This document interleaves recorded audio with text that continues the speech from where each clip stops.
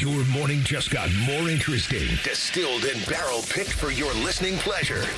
Bo Bishop, a local sports media legend. What William T. Sherman was to the Union Army, he is to Northern College football. A husband, a father, and middling youth sports coach. He's friends with Central Ohio sporting royalty. I'm talking to Ohio State Athletic Director Ross Bjorken. Coach Day walking on with us right now. Good to see you, buddy. Good buddy Austin Ward. My good buddy Tim May, the Tim May Show. The great Doug Lavery's joining us. Hi, everybody. Dom Tiberi here. Oh, Reese came in and he handed me papers. Yeah, and then he said, "You see that button? That's the only button you need to worry about. Don't touch. There's 8,000 buttons in front of me." Oh, I didn't know what he was talking about.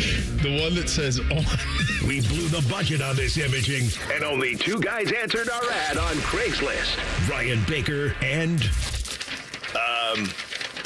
Eric Reeser. Act accordingly. You're now listening to Bishop and Friends. Bishop and Friends is sponsored by Diamond Seller, your true jeweler for over 75 years. All right, let's do it live on a Thursday edition of the program. Bo and the boys with you for the next three. As you heard the handsome update anchor there just say 9:30, Paul Finebaum dropping by an hour earlier than normal for Uncle Paul as he drops by at 9:30. 10 o'clock, your emails, lots of them. My goodness, a lot of them. We don't give you where to send them, and we don't solicit them, and yet they just come in droves. I mean, you guys were locked in. You got a lot on the Michigan stuff, several points. The other thing I want to get into, a lot of concern, and I'll be candid with you on this. This isn't something that I have been following maybe as close as I should have. But a lot of concern amidst the Buckeye Nation that we're falling behind in recruiting because of what's happening with NIL. My general rule of thumb with recruiting talk on here is wake me up when they're on campus, wake me up on signing day, those type of things, unless it's, number one player in the country, then we'll talk about it, or a local kid. If it's a local kid who commits to Ohio State, then we'll jump in on it there. I just think that recruiting conversation is so specific, and it's also so difficult in this day and age with the early commitments. We just never know what kids are going to get there and when they're not. But a lot of concern about that going forward. So we'll get into those emails at 10 o'clock. We'll do a little higher, lower at 10:30, 11 o'clock. 2 days we close out the AFC East on that side of things. The thing that jumped out to me here in the last couple of days, the powers that be want college football to be the NFL in every way except the one that would save them. We talked about it all summer. It's going to be a topic of conversation throughout the season. You're talking about a 16-team playoff, a 24, a 28, whatever it gets to. We're at 12 right now. We're going to play Texas in 8 days, 9 days? Excuse me. That game is going to matter, but it's not, right? We've already limited that. You think about in 05 when you played Texas. The loser of that game was eliminated. You were eliminated from the national championship picture. That's not going to happen now. I was listening to T-Bone and Tyvis. They were talking about the Texas game, the Penn State game, the Michigan game. You could probably lose 2 of the 3 and still get in. You'd still probably be okay. I don't know if that's good for the sport or not. A sport that's made its hay on being a every game matters sport. But we're caroming quickly to that. And if you go to 16, that'll be even more. We had the commissioner of the Big Ten a month ago making the case for 8-4. Remember, we laughed at Sankey saying 9-3. We told you Sankey was going to say our 9-3 is better than your 11-1 or 10-2. We get the commissioner of the Big Ten saying 8-4. We're talking about 7 automatic qualifiers. This is not what this sport was built on. And yet they want all of those things, wider playoff. We know what it's about. It's about money, television, all that. We get it. But they don't want to do the one thing that would fix them. The one thing that would fix them. And this ties into a lot of these emails with Ohio State and recruiting. Because when Ohio State, the hard part for Ohio State, the best I can understand it is, once you get here, we'll take care of you. We can't have a high school kid making more money than Caleb Downs or Jack Sawyer or JT in previous years. But then can you get them on campus? This is the conundrum that you're in. They want the NFL in every way except for to be collectively bargained. And every time we have a guest on, excuse me, they say the same thing. I promise you I'm getting over it. I actually felt better today. I'm not sure. Well, that's good. It's barely hanging in.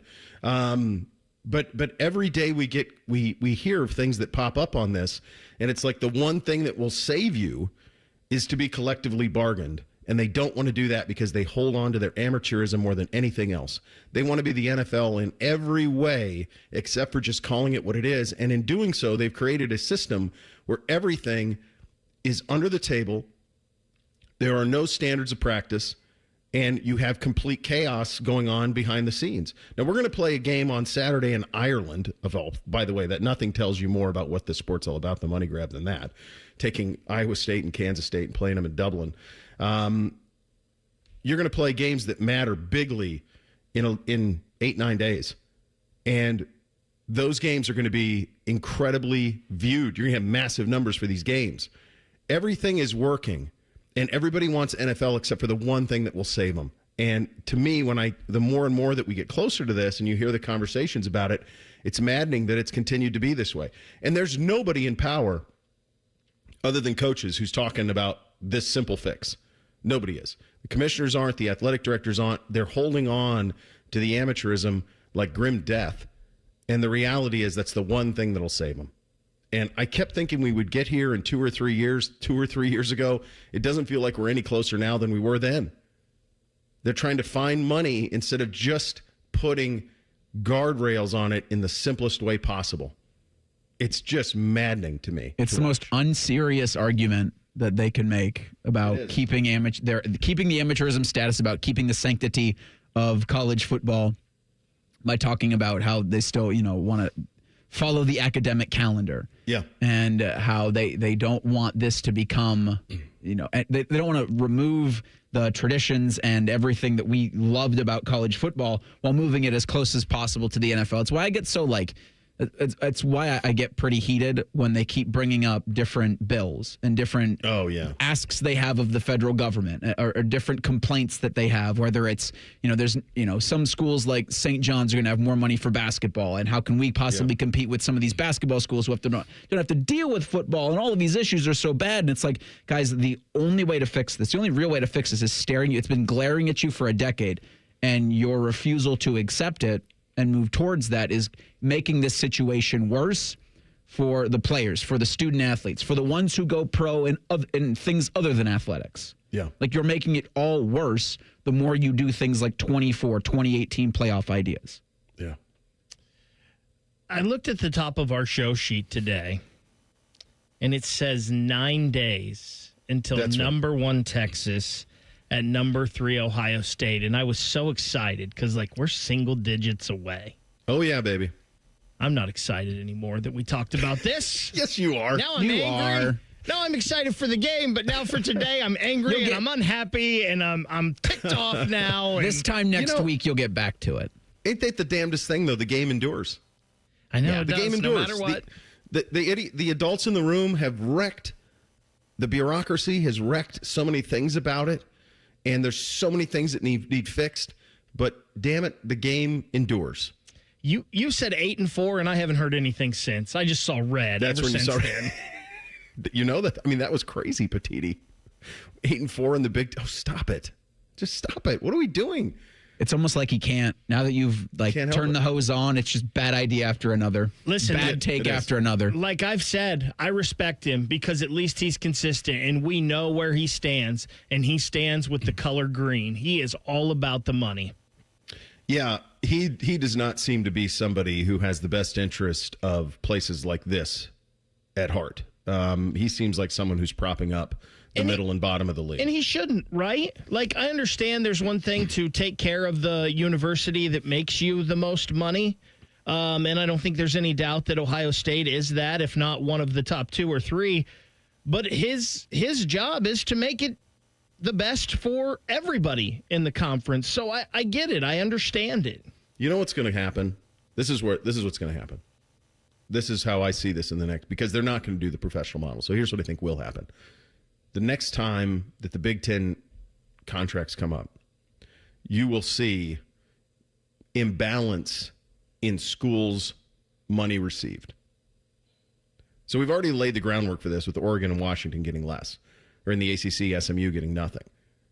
The next time the television contracts are up, Top Gun Ted and Ross Bjork are going to say, we're Ohio State. We deserve more than Purdue and Indiana and Illinois and Minnesota and Wisconsin and Michigan State and Maryland and UCLA and Rutgers and. In other words, our tier, we're going to get $100 million a year from the TV because we're carrying this sucker at Big Noon. We're carrying 3:30. We're carrying 7 o'clock.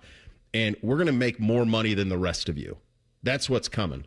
Because it's not right for Ohio State to have to Netflix model their funding while receiving the same amount of money for teams who are not coveted on television. That's what's coming. And they've already set the precedent for that with Oregon and Washington getting less and some of these others. So, yeah, the precedent is set for that. It's coming. That will be the next. That's my next predict. And I think the SEC will have the same thing. There will be the top 4 to 6 schools will make more than the rest. If you're carrying the weight of it, you should be compensated accordingly. Ohio State's been a good partner with the Big Ten for a long time. My hunch is those times are coming to an end. That would be my guess on all of that. In terms of your schedule today, folks, you know it's real when you have no more scheduled media availability. It's done. You're going to get a Ryan Day press conference next week, and that's it. It is business week, as it were, with the Longhorns here a week from Saturday. A guy who was very good at winning big games around here is Urban Meyer. He has some thoughts on the Michigan penalties or lack thereof. We will get to those coming up next. We're off and running on a Thursday edition, Bishop and Friends, right here on The Fan. If you consider yourself a Buckeye fan, you've come to the right place. This is your heritage sports talker and home of Ohio State athletics, The Fan, Ohio sports destination. Men, the summer is here. Longer days, warmer nights, and romance in the air. Intimate dinners, walks on the beach, dancing in the moonlight. But if you have erectile dysfunction, you know it can ruin romance, both for you and the one you love. This is Jeff for Tri-State Men's Health, and if you have ED, don't let another summer go by without getting treated, because intimacy is one of the greatest things in life, and fear of not being able to perform should not be something you have to deal with. At Tri-State Men's Health, we're ED experts. We've successfully treated tens of thousands of men. Our protocols work when others don't, and we have treatments that are effective in well over 90% of cases. You could even last up to an hour or more and perform like you haven't in years. So call us. Your initial appointment is only $99 and includes blood work, a medical consult, and if medically advised, a test dose. And if that test dose doesn't work in the office, your visit is free. Call 800-900-9654 or go to tristatemenshealth.com. Hi, I'm Dr. John Runyon from Runyon Dental Group. Are you missing teeth or do you have uncomfortable dentures? Dental implants can not only transform your smile, they can restore your confidence and allow you to eat those foods you love that you've been missing. When I was in my early 30s, I was in a similar situation needing complex dental work and dental implants. I understand all the emotions that you're feeling because I've been the patient and I know that we can help you. Schedule a free consultation today at runyondentalgroup.com. That's runyondentalgroup.com. Coffee, iced cap, refreshers. Tim Hortons has all your favorite beverages. And now you can get your favorite bite for less. When you buy any size beverage, add a baked daily donut for $1, a tasty bagel for $2, or a freshly cracked hot breakfast sandwich for just $3. So next time you order your favorite Tim's beverage, add something that satisfies your cravings and your wallet. The $1, $2, $3 menu. Only at your neighborhood Tim Hortons. At participating U.S. restaurants, must ask for offer in restaurant. Tax extra exclusions and terms apply.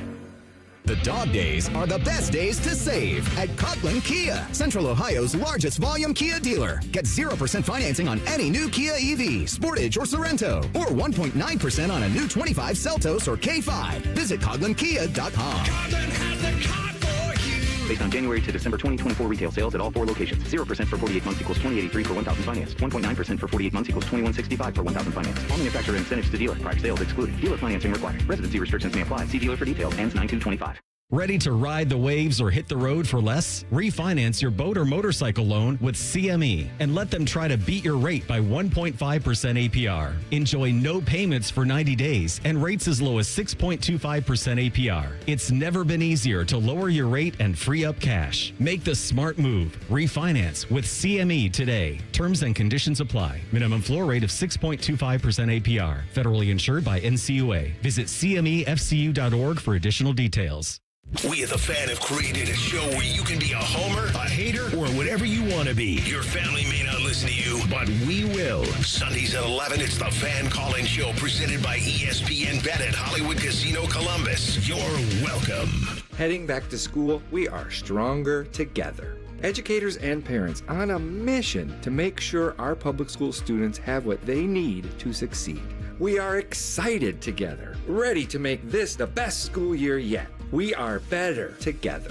I'm Ohio Education Association President Jeff Wensing, asking you to stand with OEA for the great public schools Ohio students deserve. We are stronger together this school year because public education matters. An official message from Medicare. I'm saving money on my Medicare prescriptions. Maybe you can save too. With Medicare's Extra Help program, my premium is zero and my out-of-pocket costs are low. Who should apply? Single people making less than $24,000 a year or married couples who make less than $32,000. Even if you don't think you qualify, it pays to find out. Go to ssa.gov/extra help. Paid for by the U.S. Department of Health and Human Services. Fan weather. From the Logan AC and Heat Services Weather Center. Another lovely day ahead with partly sunny skies and temperatures getting into the low 80s. Any chances of showers and storms is minimal, but it'll be more isolated across the region. And for tonight, partly cloudy with our overnight lows in the 60s. We end the work week with mostly sunny skies and afternoon highs getting in the mid to upper 80s. For The Fan, I'm meteorologist Meredith Garfolo with your 10 weather impact forecast. Matty Ice has a large tattoo on his calf of LeBron eating a lion. I have nothing else to say. Rothman and Ice. Weekdays from noon to 3. The Fan. What's up? What's up, man? What's up with you? Sponsored by Newman Roofing. For all your roofing, gutter, or siding needs, call Newman Roofing today at 614-NEW-ROOF or visit online at newmanroofing.com. All right, here's what's up on a Thursday edition. You think you know sports? Here's your shot to score Ohio State, Texas tickets. Not right now, but you have an opportunity to win. It's important. I just think the way it's written, it makes you feel like if you call right now, you can win. And We that's do not have Ohio State, Texas tickets. We do not. We will not. We will. We will. Next Friday. Even later, when we have passes to the trivia, That's right. We will not have Texas, Ohio State tickets. That's right. That's true. You have the chance to win them. It's the season kickoff trivia tournament. It's Friday, August 29th at the O on Lane.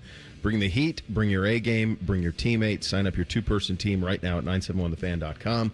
The season kickoff trivia tournament is sponsored by Logan Services, and the winner there will receive the tickets to the Texas-Ohio State game in now 9 days. Urban Meyer, you knew he'd have something to say on the Triple Option Pod. Urban can't help himself. You ask him a question, he answers it directly. It's so refreshing. He just answers it. That's the way it goes. He was pretty blunt in his assessment on his podcast, The Triple Option, about the Michigan penalties or lack thereof. Here he is on the fines. I coached a team that were not allowed to play for a national championship, and they lost because they had nothing to do with it. So I agree with it. They shouldn't punish the current players, but I don't know how else you do it. Monetary fine to a university, with a very wealthy university, Mark, means nada. Nothing. Zero. Yeah, the crazy thing that was actually lost in that is it's not a fine. I think people keep missing that. We keep bringing it up over and over on here. It was not a fine. It's a withholding of funds. Yeah, they said fine in the ruling, but it's like that's not what this is. Now, there are fines in there. The main thing with the postseason revenue, that technically, I guess, isn't a fine. It's just withheld from them. But there are like recruiting budget fines and 10% of this and that and certain things. So it's all maybe peanuts. those are restrictions even and not fines. By the way, it didn't stop them. They just landed the number one running back in the country yesterday. So it's not slowing them down any. Do you think his deal was approved by the clearinghouse? None of these are, man. No one's following Deloitte the rules. Said yes. Larry Ellison gave Deloitte some money to say it's good. That's it. No, I mean, it didn't stop him at all. I think, to me, I said this on I was a guest on a national show yesterday, and one of the things I said was like, here's the thing that you got to wrap your head around. Michigan's fines and their financial penalty is less than Oregon and Washington. In other words, Michigan is going to make more from the Big Ten over the next few years than Oregon and Washington, who did nothing wrong. and have proven to be incredible attributes to the conference. Oregon was the number 1 team in the college football playoff, and they make half the money of Purdue. That's how ridiculously backwards they're the conference champion in year 1. It's crazy. And you treat them worse than you treat Michigan. It's an utter joke. This is something we've talked about a lot, and if you're a loyal listener, you've heard this a lot. Here's Urban on the NCAA and their inability to enforce anything. I was hired in 2011. Gene Smith called me about coaching the Buckeyes. They just fired Jim Tressel. If you look back now, it was nonsense why that happened. And there was a thought that they might lose a bowl game and lose scholarships. I hired someone from the NCAA to look into it. They came back to me and said, this looks like it's only going to be probation. And then I asked Dr. Gordon Gee, and Gene Smith, any chance that we're going to lose a bowl game or scholarships, because I wasn't going to take the job. That's usually a death nail. And they assured me, no, I take the job, contract unsigned. 2 weeks later, Gene Smith comes in my office and says, we got a problem. I said, what's that? He said, the NCAA just took 9 scholarships, 9, and that's a big hit. And then also your team cannot go play in a bowl game. They took a bowl game and there's no championship game, et cetera. And the worst thing is every senior could leave without punishment. Wow. So I've lived it. The NCAA is no longer an enforcement entity. It doesn't exist, Mark. It does not exist. I'll tell you, all I'm thinking about as he's saying that is the sliding doors moment if that happens 2 weeks earlier. If he had known that there was a bowl ban and 9 scholarships, where is his second job coaching college football? Is that the real truth, though? Because he said his contract wasn't signed and he found out the information. He probably could have left. Like, I just don't believe that. I think he's still coaching at Ohio State. I'm with Baker. I think it's a definite pause. I mean, we'll never know. You'll never know if that is or not. But, like, if he had known that Ohio State was not going to be able to play for a bowl game and compete for a national title in 2012, if he had known that they'd be down 9 scholarships, would he have waited another year until something else came? I don't know. It was a perfect circumstance that all of that came about. I mean, there's still people at Florida who believe he retired at Florida in order to take the Ohio State job. And I'm quick to remind them that if you would have told anybody around here at the time when Urban stepped down at Florida that the Ohio State job would be open, they would have said you were nuts. Because there was no scenario where Jim Tressel was going to be anything other than the head coach at Ohio State at the time. For like the next decade. Yeah. Like he wasn't going anywhere. No. If anything, it was the next few couple more years, and then Jim was going to move into athletic administration is kind of the thought that most of us thought around here is the way it was going to go. You'll never know the real truth on that if that's what it is, but it's a hell of a sliding doors if he had known that information. Urban on the show cause that was administered to Jim Harbaugh. So show cause, what does that mean? I looked it up. I've asked, I've done some research. So a show cause means that if a university, and for the next 14 years, which Jim Harbaugh's a great coach, he's going to win the NFL, and he's not coming back to college. If he wanted to, for some reason, the university would have to meet with the NCAA and show cause why they want to hire the guy, and also make a stand saying, we realize if he does commit another violation, we will be penalized, which to me is bullshit. It's nonsense. Just you're wasting people's time talking about that. You have a current head coach, Sharon Moore, that's operating on a 2-year show cause right now. What does that mean, Mark? That means he has to go to a couple rules meetings. He's still a head coach. No. He's going to have to go to a couple rule meetings. I looked it up. Yeah, you can sense the anger that he has in this. He's and so how stupefied. This was all, I think we warned you all about this, about how this was going to go, and it still seemed less to me than what I was thinking it would be. It's less punitive to me than I was thinking it would be. And if you're looking for proof of that, all you have to do is just look at what they're doing in recruiting, because it's not hindering them at all. None of this is. And that's the thing that I think is really hard for Buckeye fan to kind of deal with, is the realities of that. To me, comparing what happened to Ohio State in 2012 and what's going on now, like, I don't compare the two personally, because the rules were different then, right? And the rules are different, and that's been the history of the world, right? Rules change, so punishments back then are different than now. The one thing, though, that just really gets me is this whole punishment of players. And I've always been a do not punish this group of kids for what happened but from adults in the past. Yeah. But now it's easier for these kids not to be punished by it. You give Michigan some kind of sanction or penalty, these kids can all leave tomorrow. It's easier than ever for these kids to get out from under it. So that argument is less and less to me today. You mean in terms of if they were that they can leave no matter what? Right now they can leave if they want no matter what. Yeah, absolutely. Yeah. Like give them the postseason ban, because these kids, if they don't like it, they can all leave. That's true. Yeah, they have the freedom to leave. So in other words, that penalty that's the one that I always came back on. If you really wanted to hit them, I think if you kept them out of the postseason for a year, that would do it. I think if you took half their television revenue, that would have been significant for a couple of years. That would have sent the message that this can't happen and can't be tolerated, because it's not just the crime, the conspiracy, all of it. It's the work they did to cover it up.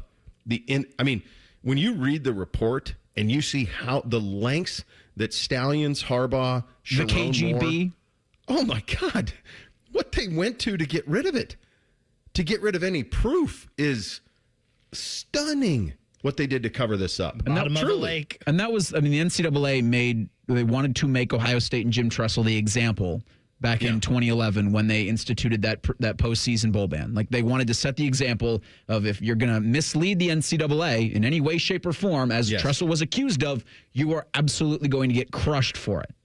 And that was then. While it is a wildly different version of college athletics now than it was back then, the same ruling was given in the NCAA's 74-page response that was issued last Friday, but they said, well, we don't want to punish the players. Yeah. Yeah, it's wild. Paul Finebaum in 2 minutes on this, among other things. Bishop and Friends right here on The Fan. Need assistance with door and window projects? The Home Depot can help. From inspiration and materials to ordering and installation, our free millwork virtual apron service can get you moving and doing. Plus, we speak Spanish too. Our associates can help you tackle complex jobs without you leaving the job site, saving you time and money. Call us at 1-833-HD-APRON or visit homedepot.com/MVA. The Home Depot, how doers get more done. A Progressive Home and Auto Bundle can protect you round the clock, but we can't protect you from those painful moments in sports. Oh, I can't believe we blew a 5-touchdown lead. Sure, but you got to feel like they were going to win for almost the entire game. But I was about to buy playoff tickets. So you were prepared for a good time. That's pretty nice. It's the worst loss any team has ever had. And you got to witness history. Okay, we're done here. Well, at least your home and auto are protected with a bundle from Progressive. Progressive Casualty Insurance Company, affiliates, and other insurers. Not available in all states or situations. Get your air conditioner fixed fast. Call Care Heating and Cooling, 1-800-COOLING. Discover uncompromising quality at a reliable price with Giant Eagle and Market District. Look for signs throughout the store highlighting lower prices. Surround yourself with savings at Giant Eagle. Experience value like never before. Visit Giant Eagle today to see how easy it is to save. Keep your summer fun going at Toyota's National Sales Event. Now through September 2nd, get a stylish new 25 Corolla with 4.99 APR financing or 5.99 on Corolla Hybrid. Excludes Corolla Cross and GR Corolla. Or lease a gas-powered Corolla LE for $199 a month for 36 months with $36.99 due at signing. With approved credit through TFS. Tax, title, and license extra. Call 1-888-36-TOYOTA for details or go to Toyota.com. Toyota. Let's go places. Bishop and Friends is sponsored by Diamond Seller, your true jeweler for over 75 years. The Fan, Ohio sports destination. Bishop and Friends present college football's most polarizing figure. Hey, Paul, how you doing? Come on back to our show, Tim. The audience hates you. This is ESPN's Paul Finebaum, sponsored by the Roofing Guys. For all your roofing, siding, and gutter needs, contact the Roofing Guys at theroofingguys.com. And Paul joins on the Brian Heating and Cooling Systems fan guest hotline. Since last we talked, Michigan was penalized. What were your thoughts on what appears to be a new direction in how the NCAA, whatever's left of its feckless operation, is deciding to penalize teams? I mean, it was was completely embarrassing, but Bo, we knew that going in, and people call up and say, well, how come they were eligible? Well, because the Big Ten decided they were. It ended right then when Tony Petitti, when we should have taken note at that moment what a feckless commissioner he was going to be. I thought he was doing a good job by acting interested in looking into it, but that was all a facade. And for all the hyperbole, and I've offered some, and I know you have, nothing was ever going to change the outcome. Jim Harbaugh is a total fraud and a hypocrite, and it is a tainted title. There's no getting around it. Is that maybe the biggest punishment of all, Paul? That for everybody outside of Ann Arbor, that thing's going to have an asterisk? Yes, and Bo, at the time I didn't think so, because you had to tend to believe all the lies and misinformation being put out by everyone at the University of Michigan, and I was gullible at the end. That's okay. They're a great football team. They won, but that's not the case. And yeah, I mean, in my mind, I will never recognize that. And people can come at me and say, "Well, didn't you say the day after?" Yeah, I did. I didn't know everything at the time, so I'm willing to change my mind. And I feel badly for Buckeye Nation because it probably got screwed out of an opportunity 2 years ago to play for the national championship.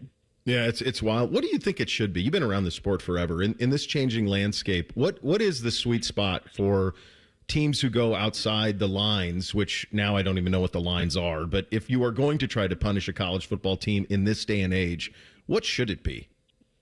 Well, you should be made an example of. And there's really, going back and forfeiting the games is absurd. We know that. It's not going to change the outcome. But taking that banner down and not recognizing it is really the only recourse. I mean, finding the University of Michigan $20-30 million. I mean, that doesn't mean a thing. It means, I mean, that program and that school has billions of dollars in its reserve. What I always say to folks around here about that when I get asked about it is, here's the thing that's tough for a lot of folks around here to handle. Michigan's going to get more money for the Big Ten in the next few years than Oregon and Washington. Now, you tell me how that's right, because they came in at discount. So that's the thing. That's the other thing that's problematic. You mentioned Petitti. I kept waiting for him to talk, and now that he has, I want him to stop. And I do question his motives here. And I know folks here are rowing in the same direction as him, and I see a lot of the stuff he says, and to me, it doesn't feel like he represents Ohio State at all. And the latest example of this is, and I think this is just, hey, throw something at the wall and let's get a reaction. But throwing out a 24-28 team playoff, talking about 8-4 and the 7th team in the Big Ten, all this nonsense. Please tell me that Sankey and the television partners will put a stop to this before it gets any momentum. I believe they will, and unfortunately, I was with Greg Sankey last Thursday on our show before this came out, so I haven't seen him since. I expect to.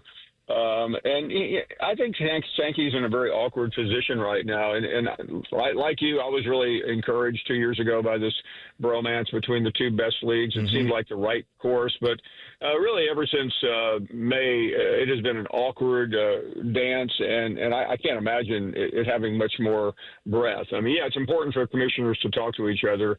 But I really believe Petitti has gone rogue. I know the ADs and the SEC were scheduled to meet this week in Birmingham. I'm really curious what leaks out of that meeting.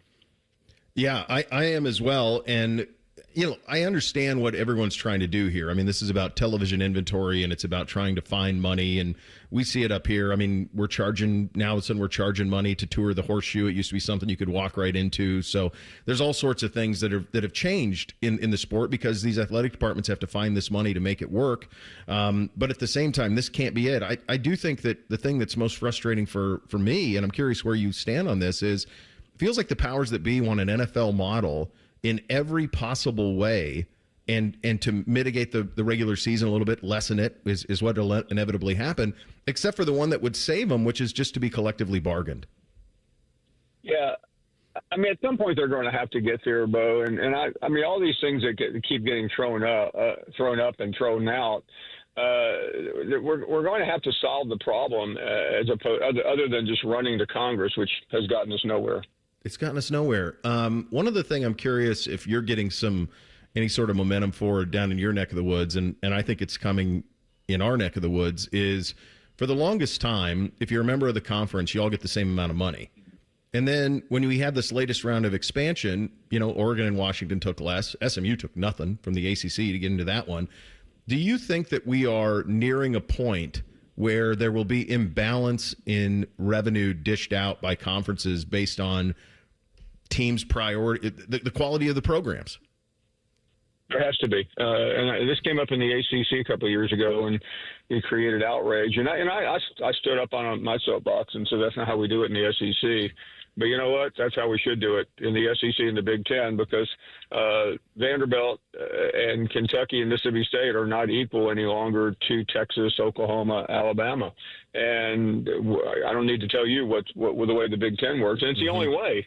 And listen, I'm about to say something that may sound crazy, but I'm seriously wondering in Ohio State's case if their best interests are in the Big Ten any longer, because they don't share the same common ground with Maryland and Rutgers and the West, and maybe Washington and Oregon. I mean, there are a couple of good schools out west, but Ohio State's in a class of its own, and I'll say it for the 100th time, their likeness is in the SEC, not the Big Ten. No, it is, and there's a handful of them that are. Oregon's probably there. Michigan probably feels that way. There's a handful of them up here that do, and I do think we're at a point where you look around and you're Ohio State and you say, man, we're carrying Big Noon. We got to play at Big Noon every week. All of these things for the television partners, like you're looking down and you're looking over in West Lafayette and you say, where are you going to carry your weight? And as we have these deficits, and one thing that came out last week, this Virginia Tech, I know you saw this story, obviously, just for our audience to remind, a $56 million shortfall in order to compete with who they want to compete with in their own conference. And obviously the ACC is kind of front and center of this with Florida State and Clemson and some of the issues that they've had. But it feels like it's where we're headed. And I do wonder if we get to a point where almost there's relegation at some point with some of these conferences in order to make this work. Well, there has to be. And I think Ross Bjork is the right leader at the right time, because he's had two SEC jobs and he understands the difference between that league and this league. And then on top of that, you see, which I know you've talked about, the Indiana schedule coming out the other day, and there's just no way not to laugh. And I know I get labeled, and that's fine. And talking about whether Ohio State and Penn State are going to win the national championship is different than talking about whether Indiana belongs in the CFP. But it is just completely discombobulated in your area. And I think Ohio State ought to take a serious look at that. And I think it's the only way. I know it sounds like we're talking about superpowers on the world stage, but if somebody up there doesn't start kicking and screaming and saying, "Listen, we're not going to put up with this any longer," then Ohio State is going to keep being treated the same way. I couldn't. I mean, I say it's broker. I'm with you. I'm with you on all fronts. Like we went at the Indiana schedule bigly. It's just a joke to have that type of non-conference schedule for the next 4 years and just play nobody. It's an utter joke. It is week 0. I don't think anything makes more sense to describe what college football is right now than taking two teams that are the most middle America teams in all of the sport and playing them in Dublin, Ireland. We've got Farmageddon in Dublin. Just getting to the airports for those fan bases to get there tells you all you need to know. Now, that said, I'll watch it. Are we going to get to a point where week 0 in some point in the next 3 to 5 years, do you think it'll be week 1 this time of the year? It should be, for all the reasons we've said, and that gives college football 2 weeks away from the NFL. I mean, I'm about to go on First Take, and I guarantee you, I'll sit there waiting before they hash out Micah Parsons for the 15th time. But that's just, that's the way it is. If you moved this week, you would have to talk about college football. Now, college football is discussed on 3 levels: Arch, Ohio State, and is DeBoer on the hot seat? But no one knows that these games are being played on Saturday. No. Yeah, you're exactly right. My guess is first week of September, you're going to be pretty clear on First Take with leading into the NFL. I'll be begging you to call me. You'll do 60 hits next week with the week 1, and then you'll have nothing. Hey, man, great talking as always. Thanks for your time, Paul. Thank you very much. All right, there he goes. Paul Finebaum, the Paul Finebaum Show on ESPN and the SEC Network, joining us on the Bryan Heating Cooling Systems Fan Guest Hotline. Jeremiah Smith thinks this receiving core could be better than last year. We'll get the details on that coming up next. Bishop and Friends right here on The Fan. A lot has changed in 30 years, but we're still that old shoe that feels worn in and well-loved. And, well, we smell a little, but you've accepted that. The Fan. 1-877 Cars for Kids. KARS Cars for Kids. Ready to get rid of that old car? Donate it to Cars for Kids. Call 1-877-CARS-FOR-KIDS to reach a friendly live agent. Donation's super easy, and your car can be picked up as soon as tomorrow. Call us now, 1-877-CARS-FOR-KIDS. 1-877-CARS-FOR-KIDS. Donate your car today. Did you know you can donate real estate too? The roof of your home protects what matters most in your life. Your family, your memories, your peace of mind. So when it comes time to replace the roof over your head, you need a name you can trust. Newman Roofing. Don't just take our word for it. Here's our friend Cindy on why she chose Newman Roofing over all the rest. We had interviewed and talked with several other roofing companies around the city. The salesperson that came to speak with us was extremely knowledgeable, answered questions, took his time with us. We were happy to make Newman our choice. And you'll have peace of mind knowing that on the day of the installation, we'll give you and your home the respect it deserves. The guys arrived right on time. The crew leader came and talked with us, let us know what they were going to be doing. He was here all day with the crew. That itself was very impressive. If you're thinking about your roofing or siding, give Newman Roofing a call today. We were very happy with our experience, and we would highly recommend Newman to anybody we talk to. Don't just get a new roof, get a Newman roof. Call 614-NEW-ROOF or visit online at newmanroofing.com. Matty Ice here. Are you ready to rumble? Then get ready to roll on up to McDaniel GM Superstore in Marion. Right now, they're unleashing huge savings on the all-new 2025 Silverado 1500. We're talking about up to $13,000 off MSRP. Or if you need some serious muscle, get a 2025 Silverado HD for as low as 3.9% APR for qualified buyers. They're just a short drive north off Route 23 in Marion, or you can visit McDanielGMSuperstore.com. Chevrolet, together, let's drive. Look, I say a lot of dumb stuff. I try to keep it in front of large groups. Seems to go better that way.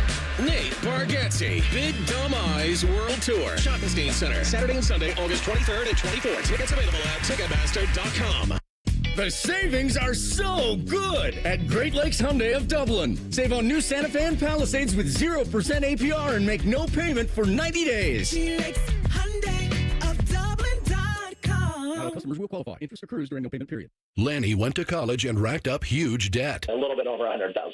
For a degree he couldn't use, now what? I had a friend that went to My Computer Career. They even helped him get hired immediately after graduation. One of the things I love about IT is that you can work from anywhere you want. You could become an IT pro in just months, including cybersecurity and the basics of AI with zero experience at mycomputercareer.edu. My Computer Career, an elite CompTIA certification partner. It worked for me, and I know it can work for you. This is one student's experience. Individual results vary. Join Timmy Hall for Buckeye Replay this Saturday at 1. Look back at classic games in Ohio State football history. Sponsored by Weber Grills. This week, Ohio State and Notre Dame play for the title. Your home of the Buckeyes. The Fan. My name is Georgios Tsetis. I'm the co-founder of Nutrafol. My hair started thinning in my early 20s. I tried everything, and nothing was really working. So we created Nutrafol.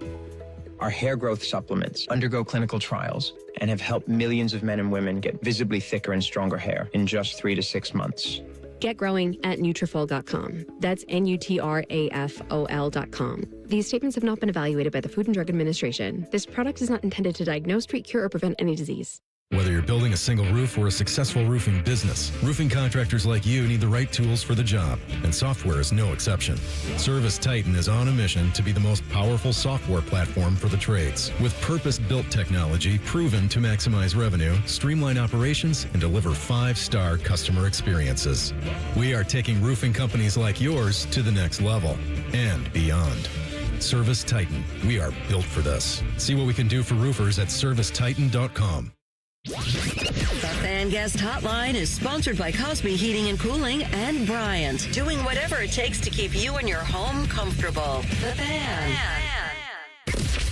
When General Sherman marched through Georgia, he was listening to this show. Use your skills for good, young warrior. This is Bishop and Friends. Indeed it is, and we are proudly sponsored and brought to you by our great friends at Diamond Cellar, your true jeweler for over 78 years. All right, Jeremiah, getting a lot. Urban's getting it rolling on the triple option. He had Jeremiah Smith on the program this week. Here is Jeremiah on what he feels when Urban says the word Michigan. When I say the team up north, what hits your heart? Hate. Hate them. With everything in me, I hate them. How did you learn that? Were you not there at the last game? Yeah, I hate them. You said when I learned that, high school recruiting. First came in, I think I made a mistake, and I was wearing like dark blue. Oh yeah, I was wearing dark, and it was Coach Hartline and Coach Keenan Bailey. And it was like, you can't wear them colors here. And then from that day forward, I was like, okay, yeah, it's real. It's still stupefying that you haven't beaten them since 19 with all of these teams. And obviously they bailed in 20 because they didn't want to get obliterated. Fine. But yeah, there's a healthy dose of hate that has built there for sure on that side of things. And I'm sure what happened last week with the lack of penalties only enhances that in a big way for everybody at the Woody Hayes, would be my guess. All right, this was interesting. Here is Jeremiah Smith on this year's wide receiver group. Just become the student of the game. I feel like this year they go shock a lot of people, especially Carnell. I mean, that guy there, he could do any and everything that you ask him to do. Very smooth route runner, could block, could do it all. Brandon the same way. He got that dog in him. So I feel like this year, I mean, our room is very special. I feel like it's better than last year because we, Come on. all could do different things. I feel like that's what I think. Here's the crazy thing about his talent.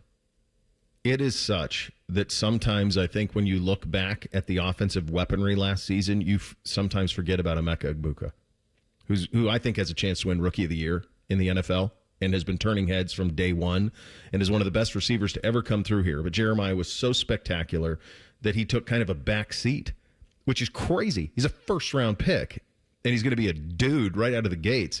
But he is so good. And the same thing, I think, to Jeremiah's point, whether they're better or not, who knows? It's hard to imagine. And you brought up that with Tom a couple of days ago, Bake, with that Rube that had all those guys in it. But the same thing, I think, has happened with Carnell Tate.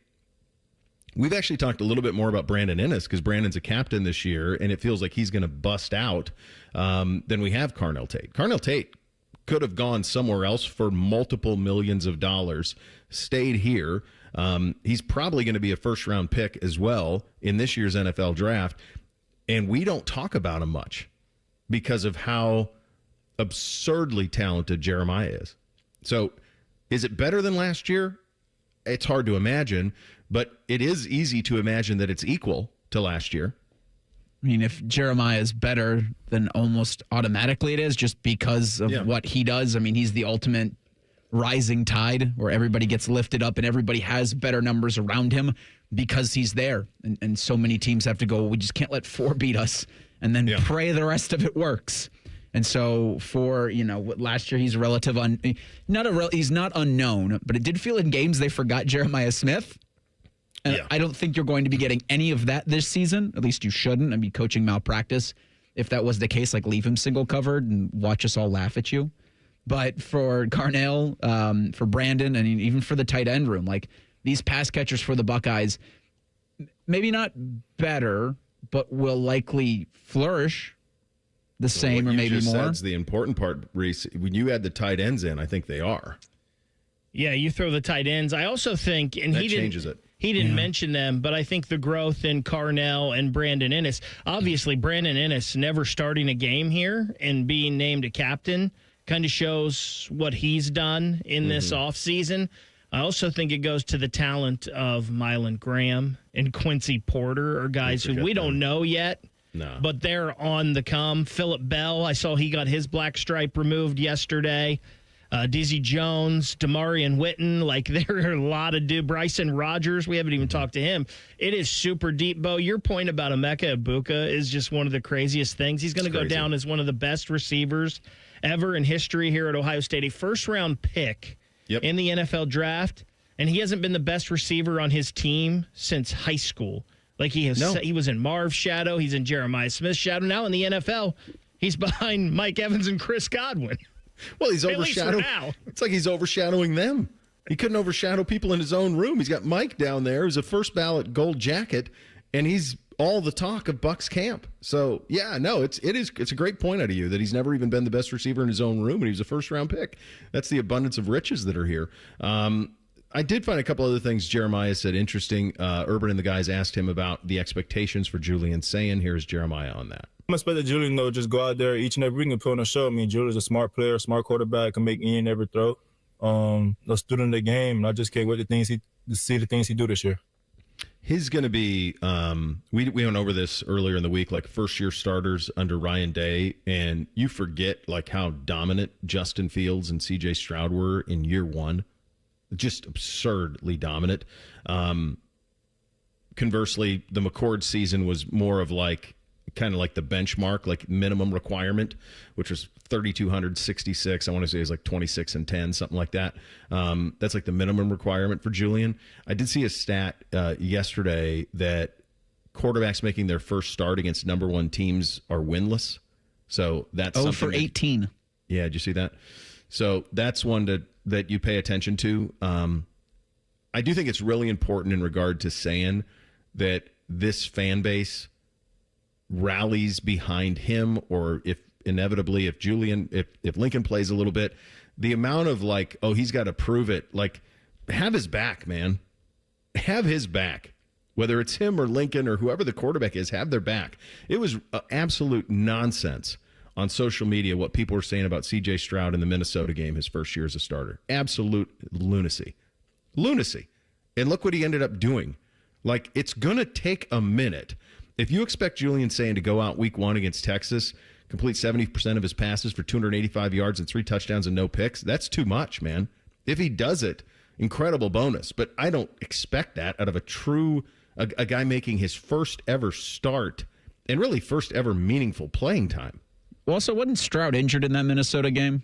He got dinged, yeah. Like he had to sit out. Like which MAC opponent was it later in it was Akron. Okay, that's so he had to sit out that game because it was like his shoulder hadn't working. Well, that'll affect it a little bit. Yeah. But I remember being on social media as the game was going on, and they're like, "We want to see McCord." Okay, all right, let's settle down a little bit. Speaking of that game with the number one Longhorns a week from Saturday. Here's Jeremiah on the idea of starting with Texas. To get us ready, throughout the whole season, though, we just need our first big game. I feel like that'll help us, later in the season, in the playoffs and everything like that. So I feel like it's very good for us. We need that. I think it's a beautiful game. I said this when we had Ryan on. I love starting with a game like this. I'm expecting it to be clunky. I'm with Bake, who said I like the under. I don't think it's going to be aesthetically pleasing always. It doesn't mean it's not going to be great theater, but I don't expect both of these teams are replacing so much talent. There is no way that you're just going to roll out the ball and you're going to get the game you got last year in the national semifinal. These teams are very, very different, much less experience. I think it's going to be a little clunky, but I still think it's going to be a lot of fun. And the reality is the loser of it is fine. They're fine. So that is something that I think we're going to have to kind of be ready for next week. Go ahead, Beck. It's funny. In the history, I'm not one who loves starting with a game like this. I like this week, too. Give me a little warm-up, then let's jump into the deep end. But as you just mentioned, it doesn't matter anymore. Not too much. Ohio State could go and lose another game. If they lose this one against Texas, they could lose another one, and they can still play for it all. Not because of that, but I want week one to be like your headliners. Like, I'm okay if you open with your best stuff. Yeah, I've lived through one of these back when they moved Florida State, Miami to week one way back, and they played it on Labor Day. And those games were known primarily for the FSU Cowgirls, who Brent Musburger took notice of and said how many red-blooded Americans just applied to Florida State. The other thing that he did was those games were really clunky. They were ugly games because neither team was ready to go in week one. So I think prepare for that next week at Texas. Tons of emails. I mean, the mailbag is just overflowing. Lots of good ones and some stuff that got us thinking. We will get to all of that coming up next. Second hour, Bishop and Friends, right here on The Fan. Just when you thought afternoons couldn't get any dumber. You fellas been doing a bit of boozing, have you? Common Man and Tinny. Weekdays from 3 to 6. Your home for dumb. The Fan. At Kroger, you never compromise. You get high quality and low prices. Like you never compromise your meal with our spring salad mix that's guaranteed fresh. And you never compromise your budget with lower prices on over 1,000 items. Hand it to Kroger shoppers. You never compromise. Kroger. Fresh for everyone. Right now, our full line of fresh Tyson chicken is on sale. Select varieties or buy one, get one free with your card. Kroger, fresh for everyone. At Baths R Us, we believe home improvement is life improvement, and that starts with a team who brings your vision to life. Our installers aren't just skilled, they're experts. This is who we are. This is what we do all day, every day. Right now, get $1,500 off a shower or tub replacement, or $3,000 off a full bathroom remodel. Plus, low to no monthly payments. Call 380-225-BATH to schedule your free estimate, or go to bathsrus.com. 380-225-2284. Baths R Us, where dreams soak in. I can't wait to meet her. Oh my gosh. Put your hands together for new Dr. Pepper Blackberry and Dr. Pepper Blackberry Zero Sugar. There she is! Woohoo! Yeah! It's full Dr. Pepper! With sweet blackberry flavor! Dr. Pepper Blackberry, I'm obsessed with your succulent taste. Please marry me! No! Marry me! Marry me, or I'm gonna freak out! Try new Dr. Pepper Blackberry. It's a pepper thing! Got one of those days that never stops? Try a stop at Speedway and refresh the vibe with 69-cent large Big Gulp drinks. Get 69-cent large Big Gulp drinks at Speedway with Speedy Rewards. The convenience stores of Speedway. Valid through 8/26/25. See app for full terms. On Jackpocket, America's #1 lottery app. New customers opt in and get a free lottery ticket. Download the app and start ordering lottery tickets today. Use code VOCAL. That's code VOCAL on Jackpocket. Gambling problem? Call 1-800-GAMBLER. 18 or older. Jackpocket is a lottery courier and not affiliated with the Ohio Lottery. Opt in for $5 in non-withdrawable lottery credits that expire in 168 hours. Terms at jkpt.co/draw5. Mornings can start feeling the same. Wake up, brush teeth, go to work. But with breakfast from Wendy's, it's like, wake up, brush teeth, Baconate with a breakfast Baconator. Roll with the sausage breakfast burrito. Buddy it up with a honey buddy. Or get seasoned with seasoned potatoes. And then go to work. Sorry. When you're ready for a fresh wake-up call, gotta be Wendy's. At participating U.S. Wendy's during breakfast hours.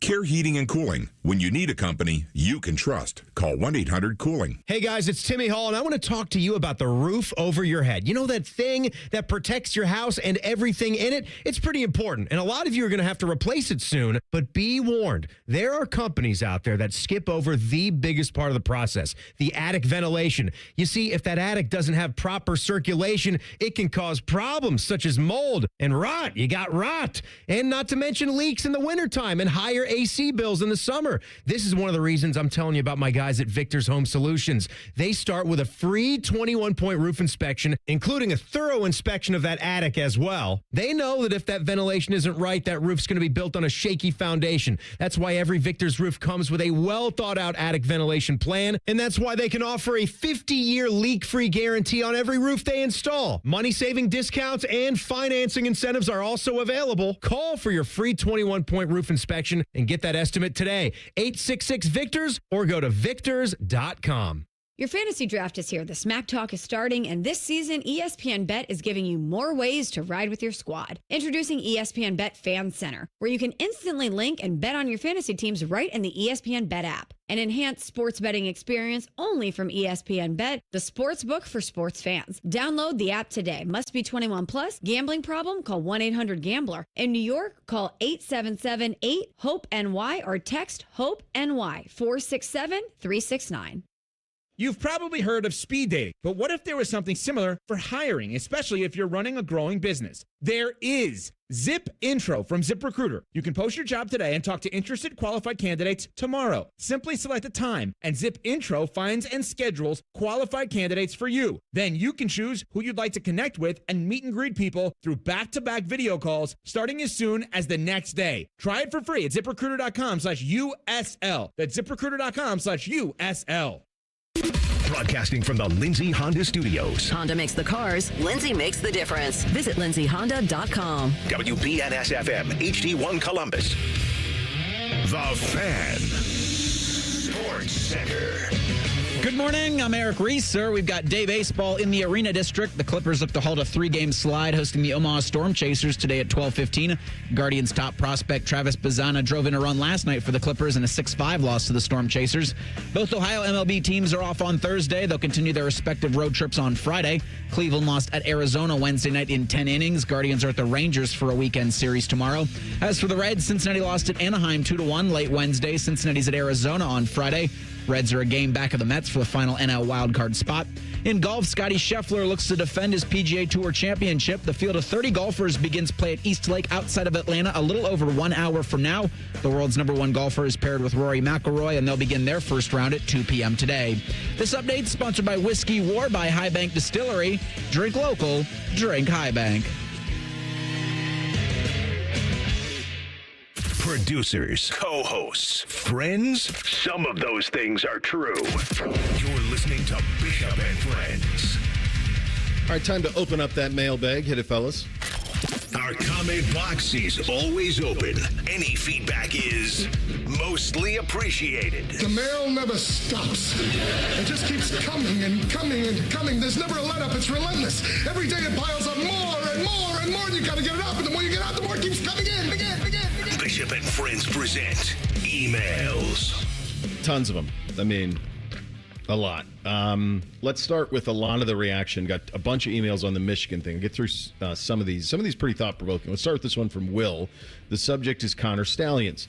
Love the show. Think your all-around perspective is fair and balanced, but I think you guys maybe have a little soft on what the impact of the UM advanced scouting scandal may have been, and I would argue in particular in the game. 2 points I think are talked about not enough, maybe at all. Number one, most analysts are only consider the impact Michigan knowing Ohio State's plays on offense. We've gone through specific plays in 2021 and 2022. That said, I've not heard anyone talk about the impact of Michigan knowing what Ohio State was running on defense for those 2 years. In 2021, Ohio State did not force a punt in the entire second half against Michigan. That has been framed as Ohio State having a weak defense, and they probably did. But was Michigan's offense of Haskins, McNamara, no-name receivers so deadly that I should have been able to convert on 3rd and 3? Similarly, in 2022, the Ohio State defense, which was actually pretty good, completely dominated Michigan's offense, except for 5 plays, 5 explosive, perfectly timed plays. Michigan, I mean, when you think of it that way, he's right. We do give most of the attention to the stuff happening with Ohio State's offense.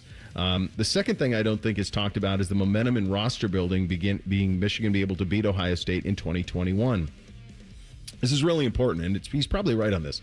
I attended the 2019 game in Ann Arbor. I left that game saying Michigan did not have one player that would start over his counterpart at Ohio State. Ohio State was better at literally every position, and the score of that game reflected that. Michigan certainly benefited from not playing Ohio State in 2020 and also had a guy like Hutchinson pass on the NFL draft to play another year. But in 2021, the Michigan roster was not significantly better than Michigan's 2019 roster. He goes on. It's a good point. It's a very good point that if those beatdowns had continued in 2020 in the COVID year, and if they not had the scouting in the 2021 year, would they have ended up with the type of players that they ended up with? Because most of us agree that in 2023, they probably were the best team in the country and most talented. I mean, the NFL draft backed that up as well. So it's a good point. I paraphrased the best I could on that, Will, but it's a very thought-provoking email, and I think that the recruiting part of it lands. Yeah, definitely the momentum that was built up 2021, 2022 culminated in that 2023 season. Certainly there was, and you rarely do think about Michigan's offense, right? Because you just kind of focus. And, I mean, their defense is almost every year under Harbaugh, they had guys in the first round defensively for Michigan. Mm-hmm. And they were still, getting kicked in their teeth by Ohio State offensively. And then, you have that switch in 2021.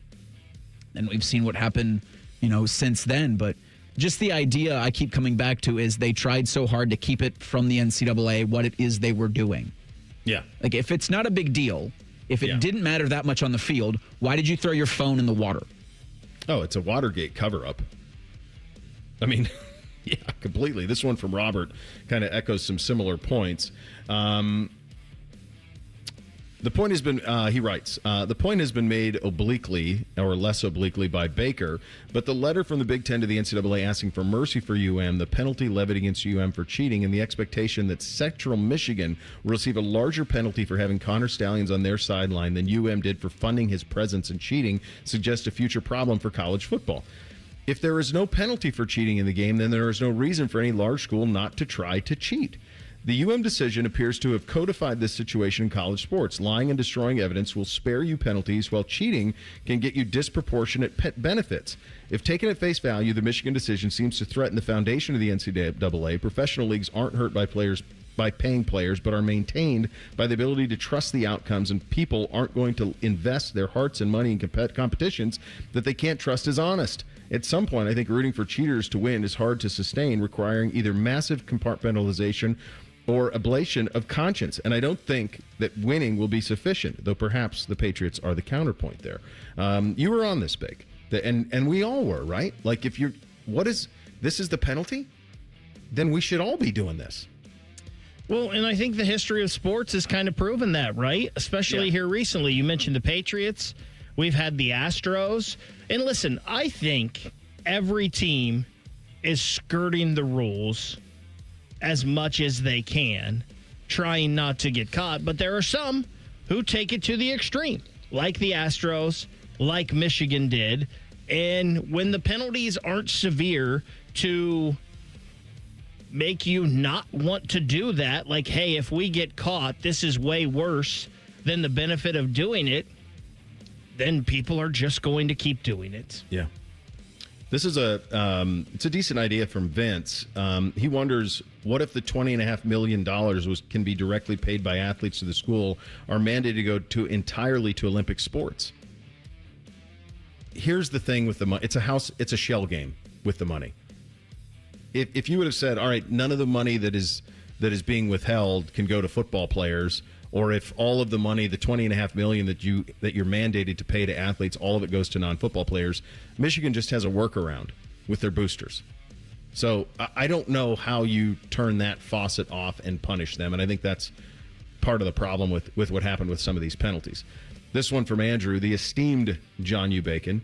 A huge Ohio State fan, and every time the football season comes around, I love hearing from John U. Bacon and his insights on that school up north, that team up north. Any chance he'll be stopping by as a guest anytime soon? No one knows what it's like to be you, but your rival. That's a quote from John, of course. As always, love the show and what you, Reese, and Bake bring to 97.1 The Fan. Yeah, we'll have Bake on. Probably preview they play Oklahoma week 2. Get a little taste there. Yeah, the one game that Sharon Moore doesn't have to sit out for. Is it New Mexico, their opener at night? Normally I keep in touch. Yeah, I think so. Normally I keep in touch with him, and I have not touched base with him since the Michigan ghosting him, huh? Well, no, not ghosting him. He's got a lot going on. He's writing books and stuff, but I'll check in with him and see what's happening up there. This one from Daniel. College football, Indiana's schedule. It's a long one, so I'll paraphrase. Always appreciate your taking insights on the college game, but the remarks about the Indiana football schedule being weak and for them to do better was misguided. The SEC schedules are actually weaker on a national basis, and no one calls them out on this at all. Ole Miss with their 3 non-power 4s and Wake Forest, Bama with the same. I think Bama plays Florida State and Wisconsin this year. I'm pretty sure they do. And it's not their fault that maybe those schools aren't as good as they normally are, because these are scheduled years in advance. Oh, yeah, you can't help that. I get that the SEC is now being forced to play homes now and not cancel them last minute, demand an SEC neutral or nothing, but they play what is realistically an easy national schedule. Again, the SEC hasn't been much better than average in out-of-conference games, even with playing most of them in the SEC in the Southeastern Conference in warm weather in September close to home. They lose out west a good amount when they happen to play on the rare occasion. They get dominated in diverse element tests north of November, and any team needs berated and require better schedules. It's the SEC by far. There is no, and then he says there's no logical way to get complete balance. It's fair from the standpoint of the middling teams in those conferences. It's fair. Like, I'm not looking to see who Mississippi State's playing. Sorry, Clay Hall, I'm not. I know he would know. The great Clay Hall. I'm not paying attention too much to what Ole Miss is scheduled or South Carolina has to play Clemson every year. So that they play them every year. That works as a conference game for them. It's a non-conference game, but they play them every year. It's not one that they schedule. The same is true of Florida, who plays Florida State every year, or Georgia, who plays Georgia Tech every year. Like those are their rivals are out of conference in a lot of those instances. I would say Georgia, Bama, Texas, the schools that really matter, Oklahoma, the big boys, they do plenty. They do plenty. And the other thing I would say is the middle certainly has more talent, and because they don't have as many teams either. They don't have 18 teams. They're not having to lift up the bottom the way that the Big Ten is. The bottom of the SEC is Mississippi State, Kentucky, Vandy. I mean, that's it. And to give you a perspective, and Mississippi State and Indiana are probably pretty similar in terms of like how the way that they're thought from time to time. Mississippi State, the first year of the college football playoff, was the number one team in the country the first week it came out. They had Dak Prescott. So he brings up a point on some of the middling teams, but I do think the top is pretty responsible with their scheduling. I'm pretty sure on this station we've talked a lot about the SEC in week scheduling. Yeah. I'm pretty sure the Big Ten is doing everything they're doing right now with the college football playoff to try to get the SEC and other conferences to schedule at least one big game out of conference every year. And listen, just because the SEC does it doesn't mean us calling out Indiana is misguided. Is Indiana's schedule soft? Yes, it is. Both can be true. Like I can't look at other people's house and pick on them and then not do the same to my own house. Like I'm just not wired that way personally. I know the other thing too. Like you want to go at Ole Miss. Well, Ole Miss does have to play Alabama every year. Indiana doesn't always have to play Ohio State, Penn State, Michigan. It's because there's too many teams in the Big Ten now. I also remember last year after Georgia won the SEC championship in overtime, where Kirby Smart just took a flamethrower to Greg Sankey about their schedule. Now, I know the Bulldogs flamed out in the quarterfinals of the college football. They got a bye, but like it's not the same. It's just not. No, there's dregs of both conferences. I just think the Big Ten's dregs are a little bit more. Much more draggier. The bottom is just bigger, in part because it's a bigger conference. This one from Brendan, who absolutely gets the show. 3 things. Number 1, who's the bigger Big Ten commissioner dope as of today, Tony Petitti or Kevin Warren? Warren, no question. Warren still, but man. Now, Petitti's got time to make it up. Man, he's had a bad 2 months in my estimation. Bonus number 1, who's the worst NCAA president as of now, Charlie Baker, Mark Emmert? I don't even know what Baker's doing anymore. I haven't heard from him in a year. I have no idea what he's doing. Number 2, with the start of high school football on Friday, are there any plans to give Bake a segment or some dedicated time to high school football in Central Ohio and around the state? The answer to that is yes. Unleash the high school football encyclopedic beast so that the degenerate high school athletic gamblers in Youngstown can win big. This guy really listens regularly. Good job out of you, Brendan. Number 3, is NBC playing football this year? Yes, he is. Not sure if I missed that, but also, what are the fall sports adventures for Master Beamsy and Bootsy? If you're coaching Bootsy and CYO, God bless you and good luck. The organization is a mess. I have too much firsthand experience.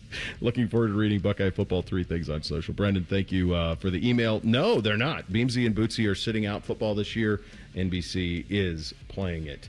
Man, there's a lot more. All right, we got to take a quick time out. Several emails on something that we don't talk about a lot, which is the way that money is being spent and Ohio State falling behind in recruiting. We'll get to that coming up next. Bishop and Friends right here on The Fan. We used to have a billboard with our host's face on it, but only ugly people work here now. You mama say you ugly, hey! The Fan, Ohio sports destination. Hi, welcome to IKEA. Hi, I'm in a whirlwind of college prep. Gotcha. We've got affordable solutions to create the perfect college living space. Great. And visit our website to see how verified college students with an IKEA family account can receive a one-time use 15% off coupon. Nice. You guys think of everything. Pretty much. Offer ends 9/30/25. Valid ID required. Discount applied proportionally across items purchased as shown on receipt. See IKEA-USA.com/ready for college for complete terms.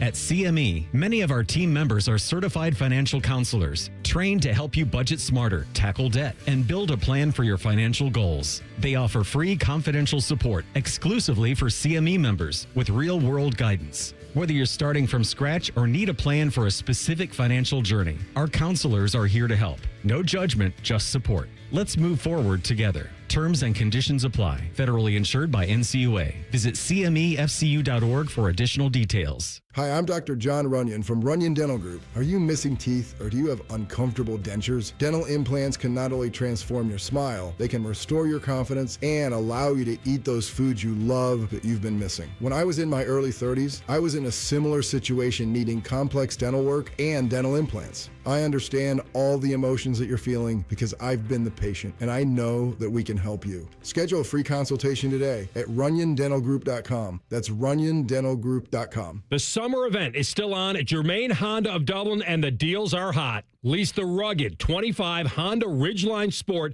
for just $339 a month, or finance with an unbeatable 0.99% APR. Or drive home in the new 25 Honda Prologue EX. Lease it now for only $149 a month or 0% APR plus no payments for 90 days. Get the deal you deserve at Germain Honda of Dublin on Sawmill Road just south of 270. See dealer for full details. The season may be winding down, but there's still time to make the most of Buckeye Lake. At Buckeye Lake Marina, we have year-end deals on boats, accessories, and more to get you ready for next year's adventures. The Buckeye Lake Marina staff is there to help you find the perfect boat at unbeatable prices. Buckeye Lake Marina has a long list of satisfied customers, and you want to be the next. Don't wait. Sail into savings at Buckeye Lake Marina before the year ends and find the boat that's just right for you. Visit BuckeyeLakeMarina.com for more. When it comes to your roofing, siding, or gutter needs, call Newman Roofing. 614-NEW-ROOF. NewmanRoofing.com. This is the Duke's Country Song. It's a song about the best mayo. It has a yellow lid, and its full name is Duke's Mayonnaise. Get Duke's Mayo in store. It's got twang. The Fan is the official station of summertime. Sipping on a lemonade, the smell of fresh-cut grass in the air, and Common Man playing fart noises on the radio. Was that a fart? Summer. The Fan, Ohio's summer destination. Now is a great time to schedule a back-to-school dental appointment. Dr. Hal Jeter, president of the Ohio Dental Association, is here to tell us more. Your child's teeth and gums need the right food, nutrition, and vitamins to grow strong and stay healthy. Help them maintain good oral health by brushing every morning and night, flossing, visiting the dentist twice a year, and developing good eating habits. As kids head back to school, it's important to know that foods and drinks high in sugar, acidity, and other cavity-promoting substances are often low in nutritional value, and they have the potential to create plaque capable of damaging tooth enamel. A back-to-school dental appointment can diagnose any potential problems and improve your child's oral health. Ohio Dental Association member dentists are located throughout the state, are dedicated to providing the highest quality dental care, are bound by the highest ethical standards, and obtain superior ongoing education and training. Ask if your dentist is a member of the Ohio Dental Association so you know you are being treated by the best. To find an ODA dentist in your area, visit ODA.org. Fan weather. From the Logan AC and Heat Services Weather Center. Another lovely day ahead with partly sunny skies and temperatures getting into the low 80s. Any chances of showers and storms is minimal, but it'll be more isolated across the region. And for tonight, partly cloudy with our overnight lows in the 60s. We end the work week with mostly sunny skies and afternoon highs getting in the mid to upper 80s. For The Fan, I'm meteorologist Meredith Garfolo with your 10 weather impact forecast. We've been your Jackets flagship station since day one. All the goals, all the action, all the memories. Your home for the Columbus Blue Jackets, the Fan, Ohio sports destination. The uncle you never knew you had. The friends you kind of wish you didn't. This is Bishop and Friends. And hey there, friends, it's your Uncle Bo here. I'm proud to tell you about my friends at Diamond Cellar who know that forever starts with the perfect diamond. For over 78 years, their families help generations of couples celebrate love with brilliance, quality, unbeatable prices. At Diamond Cellar, bigger diamonds and better prices are their promise to you. So whether you're popping the question or upgrading your sparkle, trust the experts at Diamond Cellar because diamonds are their forte. Visit Diamond Cellar today at Sawmill Road or Easton Town Center. Learn more at diamondcellar.com. All right, continuing with the email. So this was something that I have heard whispers about, but I'm going to be, like I said off the top of the show, it's not something I've dug into just because recruiting is we lean on Berm for that and rely on him and his expertise, and it's as good as it gets, but it's just not something I'm following every single day. But many of you are. Matt with this. The subject is Ross Bjork. Seems Bjork is sabotaging our NIL 2026 may be outside the top 10 because Bjork won't let the foundation or whatever it's called help us with NIL. Is the SEC big spender holding Ohio State back? Maybe an SEC homie. No, I don't think that's it at all. The consistent thing that I'm getting here, though, is, and this one kind of echoes it, this one is from Jeff. Am I overreacting? My workday is usually busy to where I can't watch the show live, but podcast is such a blessing, so I usually catch up later in the day while driving or before I go to bed, so thanks for being a voice no matter where I am. I know that you've had great things to say about Ross Bjork, but I don't understand the position he's taken by being conservative with NIL because of unclear rules. The SEC sure as heck doesn't care, and it's not like the NCAA will do anything to punish people at this point. You'd think after the Michigan decision that Ohio State would learn that there is no benefit for trying to operate in good faith with these parameters, and that approach has already burned us. Ohio State is 9th in the 2026 rankings, the second lowest rankings of Day's tenure, where in 2019 we only had 17 recruits at 14. You have to go back all the way to 2010 to find us lower than 9. Notre Dame, USC, Oregon, Texas, all beating us this year, and we are the team coming off the national championship. We talk about standards all the time, but as Mike Tomlin once said, the standard is the standard, and Bjork seems to be playing an active role in inhibiting our ability to get top guys that other Big Ten and SEC schools are because they realize it's stupid to follow the rules. I'm obviously not saying fire the guy, but add that on top of a weird game day changes, I'm starting to lose faith. I wouldn't worry about the non-game day. I think the game day you're going to like. I think all that'll work out. I'm going to be candid with you. I've heard whispers about this. I heard Mark Pantoni on with Berm and Austin talking about they build relationships with guys and they go to make the offer, and their offer is half of what other schools are willing to offer. Look, there is a money crunch, and I don't know the Ross Bjork part of it. I apologize. I'll dig in on that, and we'll get Berm on and try to get smarter on what's happening there. This was always going to be the problem, though.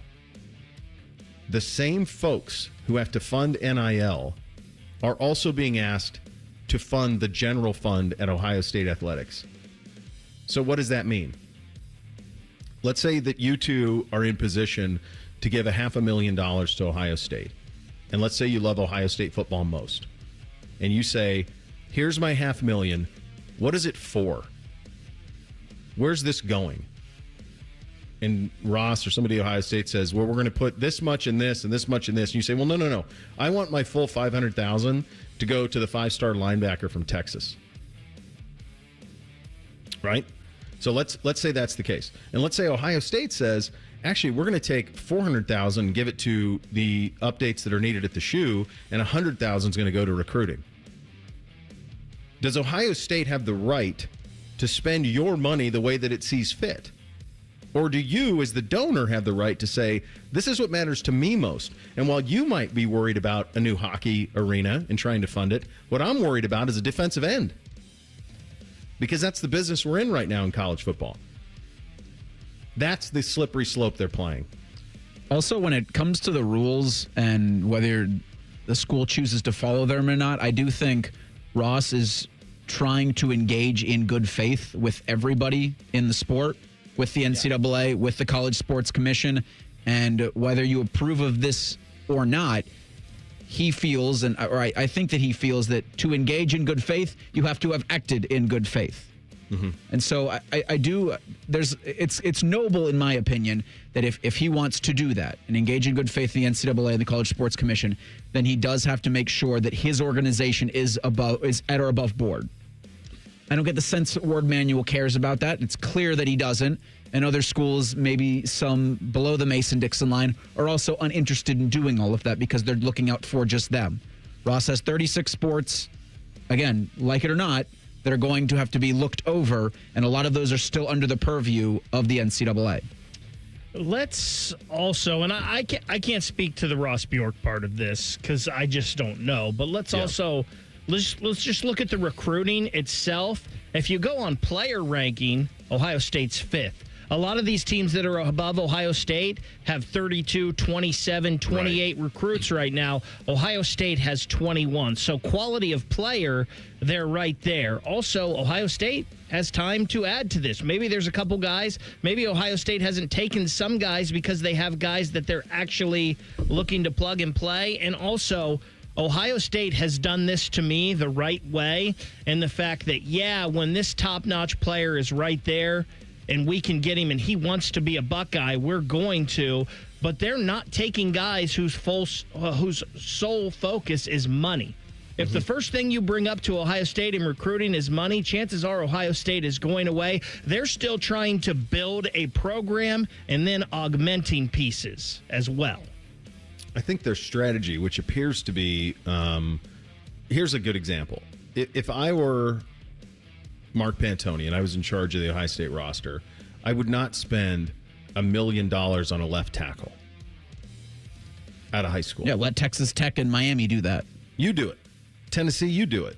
You take them, and we'll take the kids who are out of the portal at those positions. Now, I do think there are some, like the best example I can give you is that Jeremiah Smith was offered more and chose to come here. Now, he's enriched himself tremendously by being Ohio State, by being a Buckeye, and he is going to continue to enrich himself for the two more years that he's here heading into the NFL draft. So that's the best example of, if you come here, look what's coming your way if you are legitimate. And he saw that. It takes special kids to be able to see that. But I also don't think that you want to be – I would not want to be in a bidding war over 17-year-olds that you just don't know if they're going to hit or not. And I think the offensive line is the best example of that. But I have been getting a lot of this. So this is, that's several emails I got today. Didn't get a chance to get to all of them on this front about major concerns there. So it's that part's real, that people are having concerns about it. But I think in the end, we got a long way to the first National Signing Day, which is in December.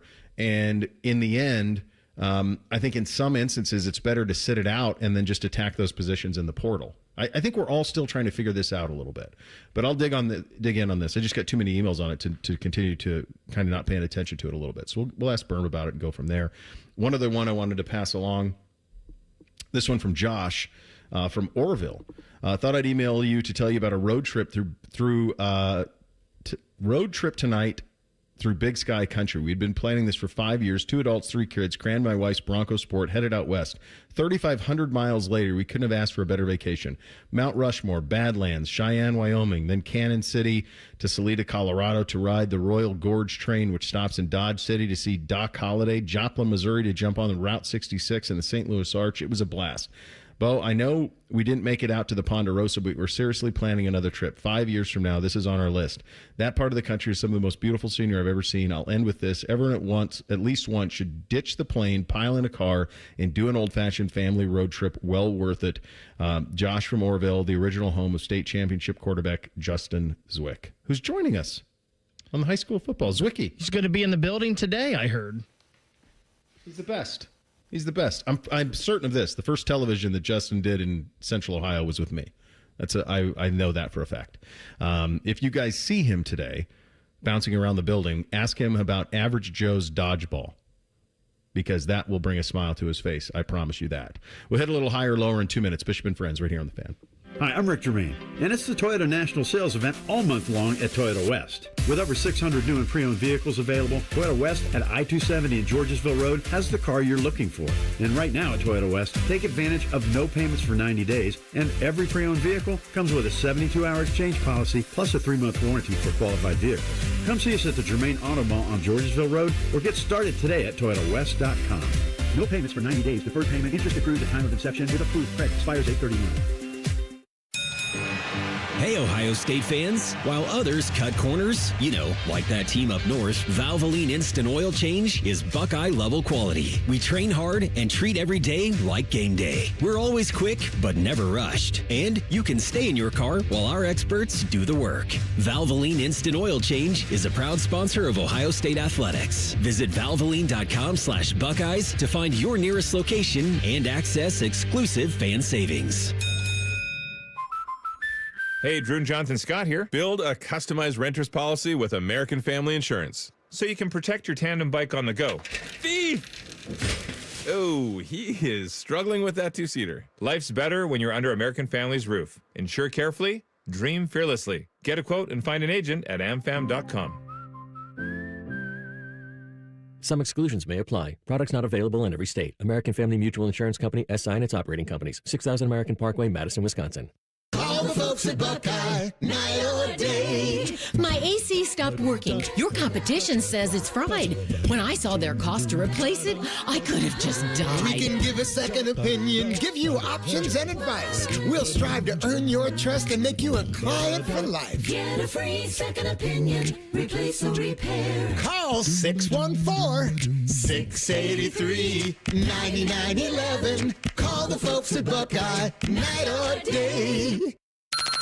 Bishop and Friends is sponsored by Diamond Seller, your true jeweler for over 75 years. The Fan, Ohio sports destination. Find us on YouTube. Search WBNS Radio and you can see what Bo looks like. But only if you subscribe. This is Bishop and Friends. All right, time for a little higher lower on a Thursday. Hit it, fellas. One sec. Oh, and Zwick is in the building. God, love him. Moving around. Did you ask him about dodgeball? I did not. Dom's got his here. Oh, God. There you go. So we'll see him at 3 o'clock. Bishop and Friends present Higher or Lower. Sponsored by the Waterworks. Call the Waterworks and Header Heating and Cooling today at 614-232-2222 or visit online at thewaterworks.com. Today's higher or lower comes to us from ESPN as the National Football League wraps the preseason this weekend. You'll have Bengals and Colts Saturday at 1 o'clock. Browns hosting the Rams Sunday at 1. That Cleveland Browns preseason game you can hear over on ESPN Columbus. But a good old preseason power ranking is good really any time of the year. Really is. Until you actually get into the regular season. But this from ESPN, again, the worldwide leader, has at number 1, the Philadelphia Eagles. At 2, the Kansas City Chiefs. At 3, the Buffalo Bills. Higher or lower for the Bills at 3? I would have. Where do they? I would have them lower than Baltimore. Baltimore's at 4. Okay, then I would just swap those two. I would put Baltimore at 3 and Buffalo at 4. I think they got the top 2 right, and just that minor switch. I just think Baltimore seems to me to be completely. There's just no holes there. Like, to me, they are the team, if not now when in the NFL, the number 1 is Baltimore. Like, there's no weakness on that team, none. So that's the team to me that I would say maybe needs to be up. I understand Super Bowl champions, AFC champions, fine. Be the man, you got to beat the man, get it. But I'd have Baltimore 3 and Buffalo 4. Are we worried at all about the reports that Lamar may have hurt his wrist a little bit yesterday? Not until I see him miss time. He hasn't even played in the preseason, so not until I see that am I too concerned about it. I'm with you too. It's a tension, but wake me up in the full week, first full week of September, then we'll know. Yeah, I'm with you as well, Bo, and we're lockstep here. I would flip those two. Mm-hmm. I think they're both great, obviously, and if they played 10 times, they may split even, but I'd have the Ravens just a smidge higher than the Bills. In this preseason power rankings, the ESPN's NFL insiders have also put who's under the most pressure. For the Buffalo Bills, Joey Bosa is under the most pressure. Yeah. For the Ravens, Mark Andrews. Literally Bosa, a ball drop away from the Super Bowl. Mark Andrews. Yeah, that's true. Bosa's got, to me, he's got a lot on him. At number 5 on this list, the Detroit Lions. At 6, the Washington Commanders. 7, the Green Bay Packers. 8, the Rams. 9, the Cincinnati Bengals. Higher or lower for Cincinnati at 9? I think a little lower. It's close. I mean, it's right there. I mean, their offense is lights out. I guess, are we under the assumption that Trey Hendrickson's going to be a Bengal? Because that's how I would rank I think this power rankings is. Yeah. If he's going to be a Bengal, then this seems about right to me for them. I was trying to looking at the teams around him. I probably like Houston's overall talent a little better than Cincinnati's and their balance a little bit better. But I take Burrow and those receivers over CJ and his guys as of right now. So I think this is pretty much the sweet spot for them. I think the Rams are too low on this. They have the Rams 8. I think I would have I guess with the Rams, you have to have like the Stafford conversation becomes pretty real, right? If he doesn't go with that team, or if he's not 100%, then they would drop a lot. by the way, you want to have your head explode. Think of this. If you were the Rams with that roster and Stafford can't go, do you just go like Stetson Bennett throwing it 50 times a game, go 2-15, and then put the onus on Arch Manning to say, are you sure you don't want to go into this? Expert coach, massive market, big brand, young, talented roster. I mean, that could be like what the Colts did with Peyton, honestly. Like, would that make Arch rethink things? In a heartbeat. I mean, that would be such a landing spot. I mean, Arch already said he's not sure what his grandpa was talking about. He's taking everything day by day. I don't think the Rams do that because I don't either, but I think they're the one. I think they probably feel like they could still win their division with Jimmy Garoppolo as quarterback. So I would not think they would do that. I think the Bengals are probably right where they are here.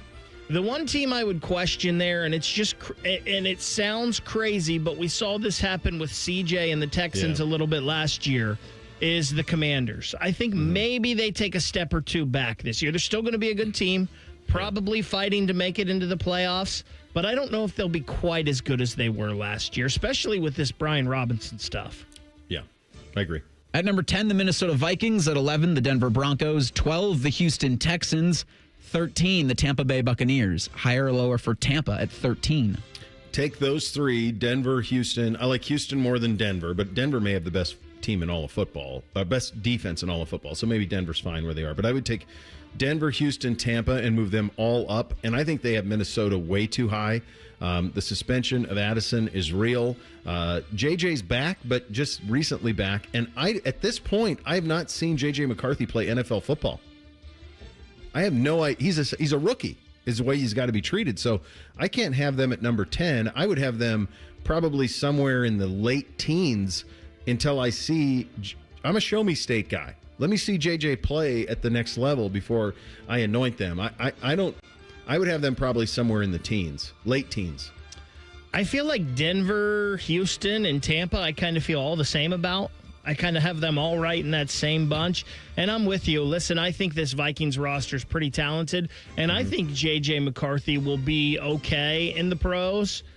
But we just haven't seen it yet. We don't know. So I'd have to have them dropped behind three quarterbacks that we've at least seen do it in the league. Me too. At number 14 on this list, the Los Angeles Chargers. At 15, the Niners. 16, the Steelers. 17, the Seahawks. 18, the Dallas Cowboys. Higher or lower for Jerry's bunch at 18? Well, I like those first three teams you mentioned a lot more than they do. I know you're not a big Herbert fan, Bake, but I am, and I think Harbaugh is going to, in year two, they made the playoffs last year with no weapons. They drafted some weapons. They'll be better. So I think the Chargers will be a team to reckon with. I don't think the 49ers are dropping all the way to the middle of the league either. If they were so banged up last year, my hunch is they'll get the Ayuk stuff done, and they're going to be fine.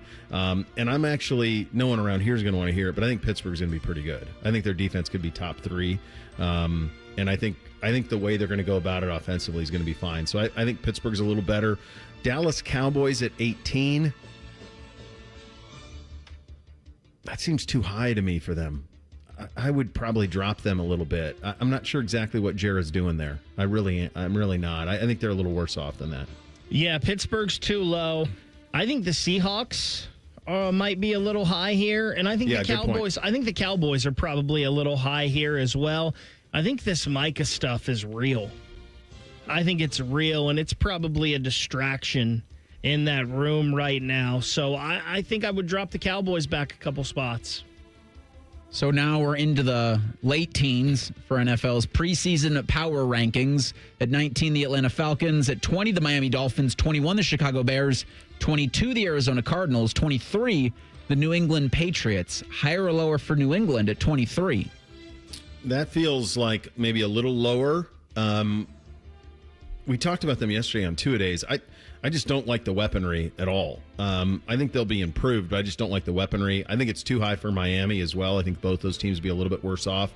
I think Chicago is better than Atlanta, so I would have Chicago slightly higher on this. Arizona is about kind of where I expect them to be.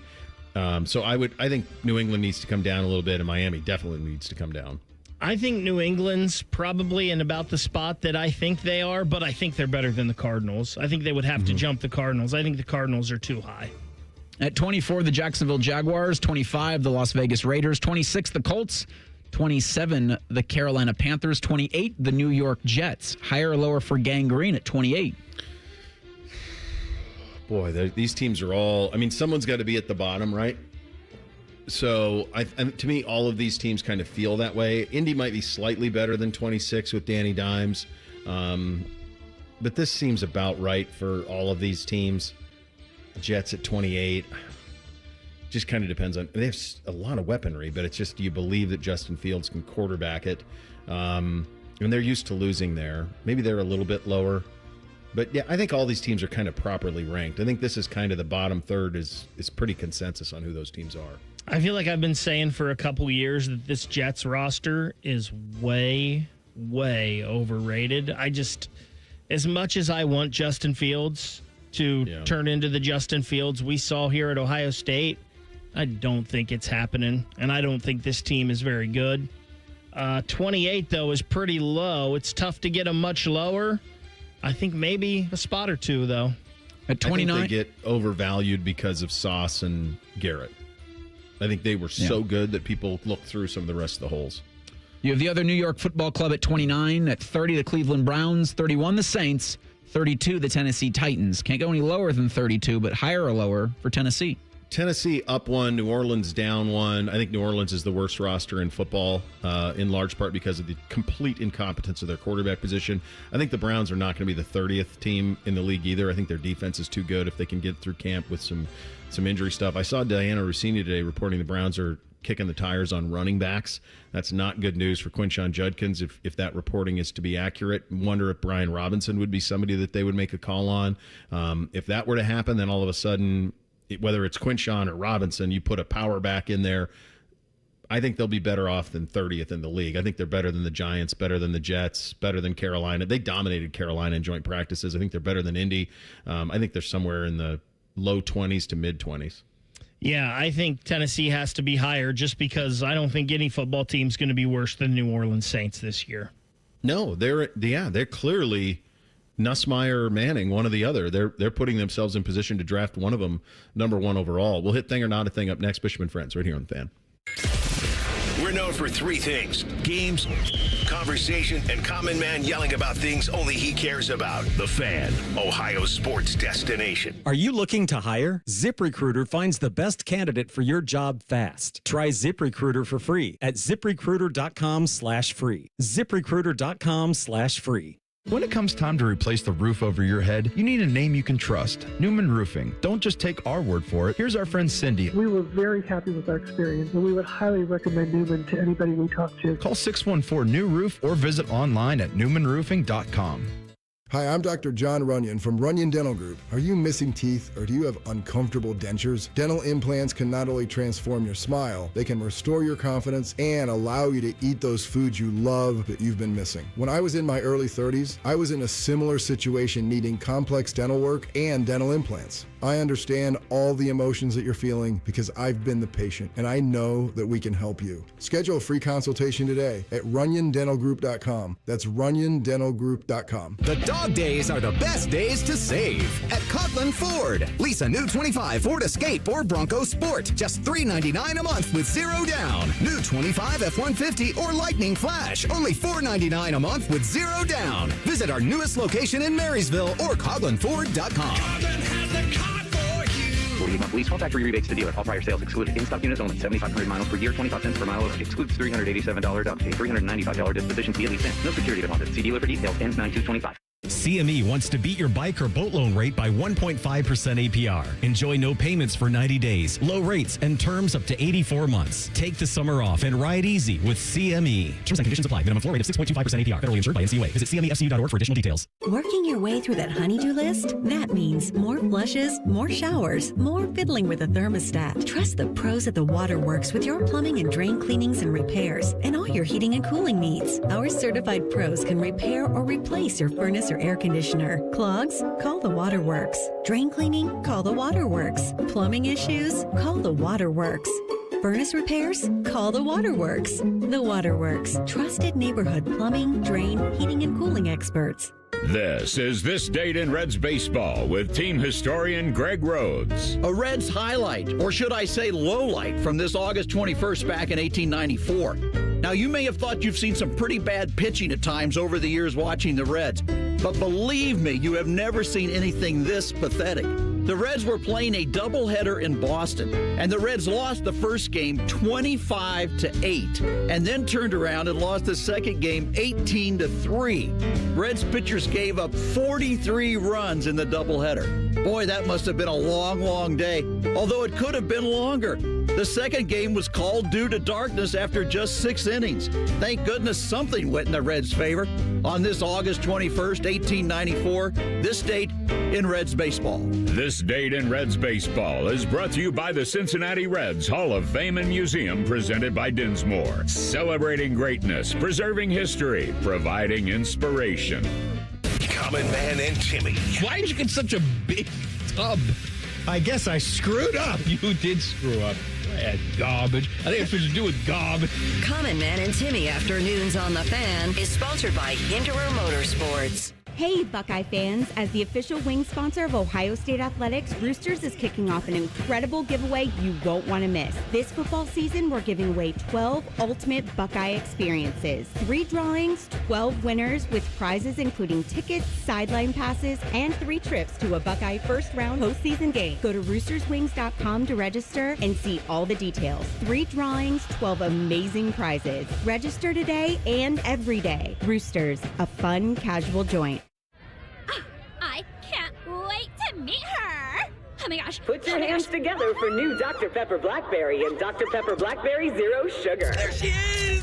Woohoo! Yeah! It's full Dr. Pepper! With sweet blackberry flavor! Dr. Pepper Blackberry, I'm obsessed with your succulent taste. Please marry me! No! Marry me! Marry me or I'm gonna freak out! Try new Dr. Pepper Blackberry. It's a pepper thing! All your favorite fan shows are available when you want them. Head to 971thefan.com and hit that subscribe button. The Fan, Ohio sports destination. The best hair on the air. You're listening to Bishop and Friends.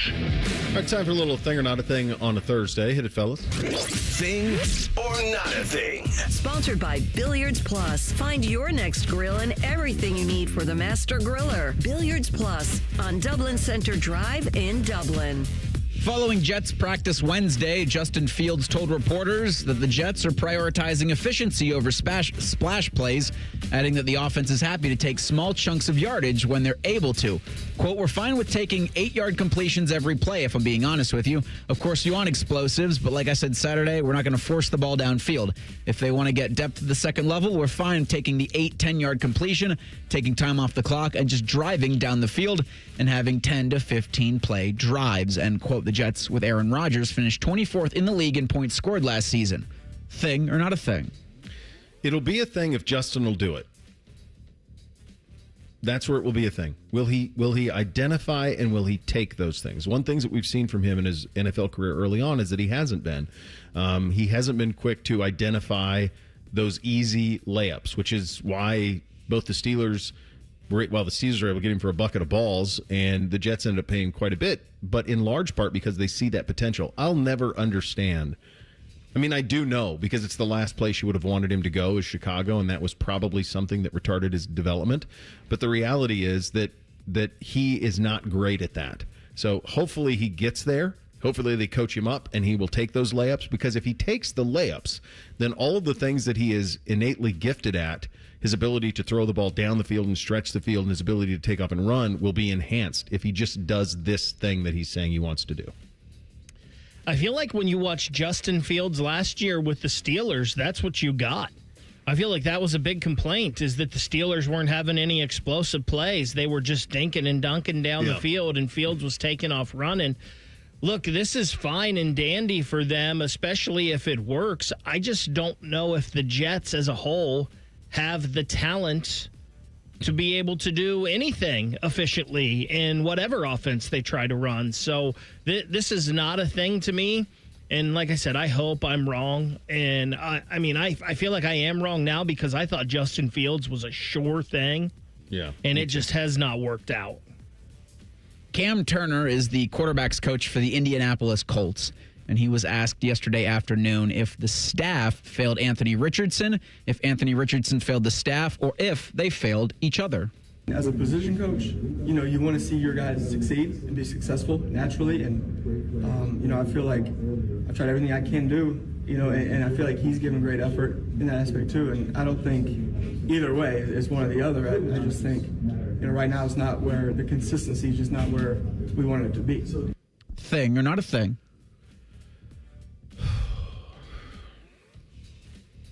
I mean, the answer is not a thing. Whose fault is it? Theirs, for starters, because they fell in love with traits. So it starts there. It's not his fault that they drafted him where they drafted him. It's their fault because they saw all the physical traits that he has, and then they threw him into a spot that was really brutal for someone to learn on the job who had 12 collegiate starts. He's the prime example of someone who needs to play more football. He needs to play in the UFL. He needs to play 10 games in the spring and learn how to play quarterback. And you just can't do that the way that football is currently structured. So I think in the end, it's their fault because they shouldn't have drafted somebody who needed so much development on a team that wanted to play the quarterback that they drafted right away. He would have been much better off like being drafted by Buffalo and developing behind Josh Allen for a few years, or in Philly and developing behind Jalen Hurts for a few years. Instead, he was drafted by a team that wanted to play him right away because they drafted him too high and overdrafted him, and he's broken. So I don't know if you can fix it at this point. Yeah, this is not a thing because, as you mentioned, Bo, the failure was taking this guy where they did. The physical traits are off the charts, but this guy just had not played enough football as a quarterback to be developed and polished enough to play in the NFL. Will Anthony Richardson stick on somewhere as a backup and maybe 3 or 4 years down the road get a shot again and be a good NFL quarterback?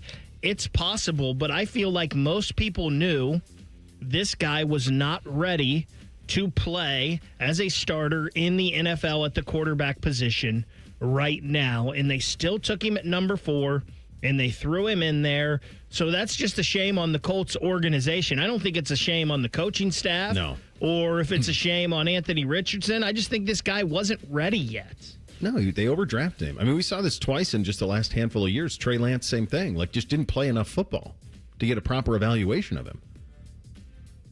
For the first time in almost 50 years, Cracker Barrel updated its logo. Gone is the grandpa sitting next to the barrel in favor of just a yellow background with the words Cracker Barrel.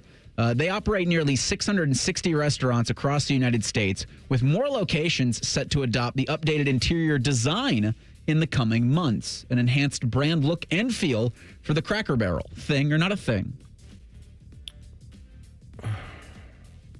So when we lived in Grandview, I would go to the Cracker Barrel in Hilliard, my wife and I, before the kids. We would go there pretty much every Sunday for breakfast.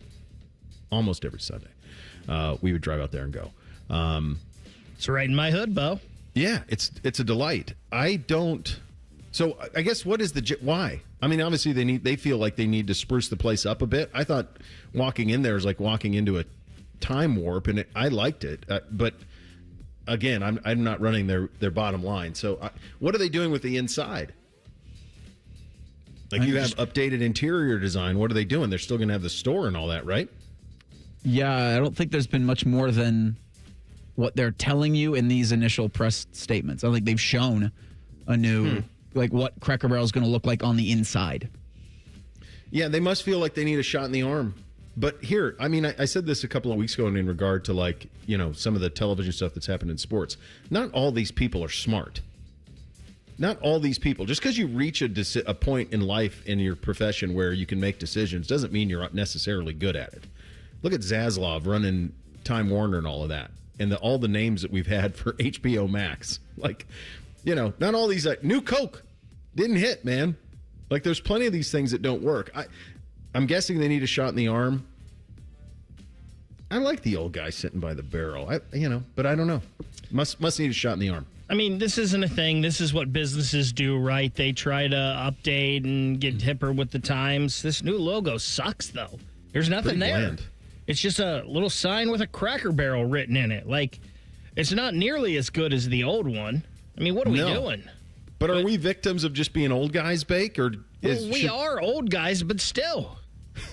I mean, I'm with you. It looks bad. Yeah. It's like putting the 10 in the Big Ten.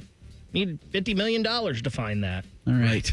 So I'm looking, and you'll never believe where Cracker Barrel's newly remodeled store, where they released a video about the newly remodeled store, is located. But it just looks, it does have a lot of its sameness. Like it looks like an old country store. They released a video on TikTok.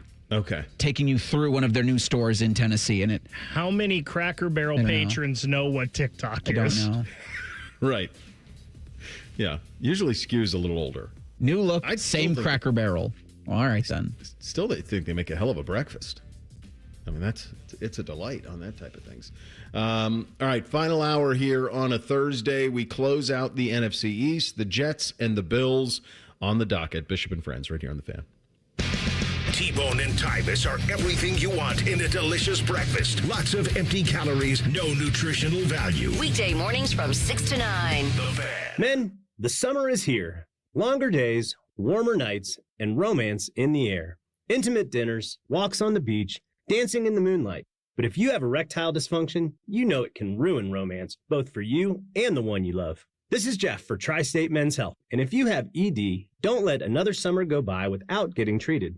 Because intimacy is one of the greatest things in life. And fear of not being able to perform should not be something you have to deal with. At Tri-State Men's Health, we're ED experts. We've successfully treated tens of thousands of men. Our protocols work when others don't, and we have treatments that are effective in well over 90% of cases. You could even last up to an hour or more and perform like you haven't in years. So call us. Your initial appointment is only $99 and includes blood work, a medical consult, and if medically advised, a test dose. And if that test dose doesn't work in the office, your visit is free. Call 800-900-9654 or go to tristatemenshealth.com. Keep your summer fun going in a new Toyota Camry, America's best-selling car. It's all hybrid all the time with available all-wheel drive. Now through September 2nd, get 4.99 APR financing on any new 25 Camry. Or lease a new Camry LE for just $279 a month for 36 months with $36.99 due at signing. With approved credit through TFS. Tax, title, and license extra. Call 1-888-36-TOYOTA for details or go to Toyota.com. Toyota, let's go places. Care Heating and Cooling. Honest technicians, honest pricing. Call 1-800-COOLING. Road trip!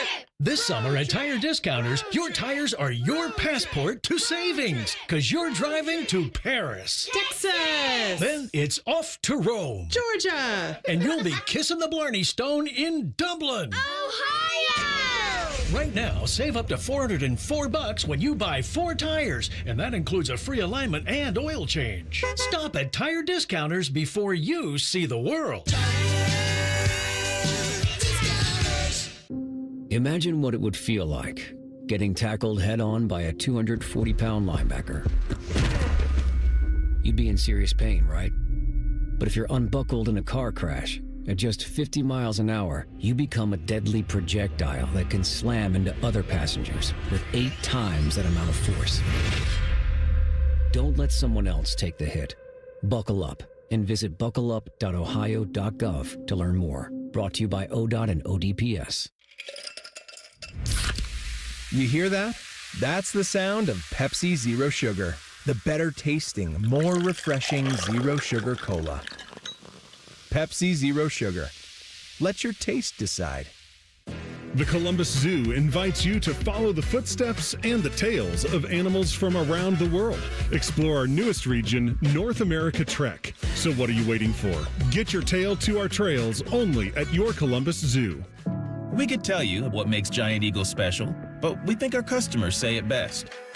I love the fresh produce. I love the fresh meat. I'm pretty sure the fish guy knows me by now. We're buds. I love to grill. That alone keeps me coming back. The people that work here are so nice and so helpful. Everybody loves the cakes from Giant Eagle. On every shelf, in every department, we're always going for better because being your Giant Eagle matters. This is my Giant Eagle. This is my Giant Eagle. This is my Giant Eagle. Jump on board now with the 20-pound Summer Slim Down with Awaken 180 weight loss. Drop 20 pounds before summer ends and cruise into fall with a new routine of better health. Do what I did and find your results with the solution for weight loss at awaken180weightloss.com.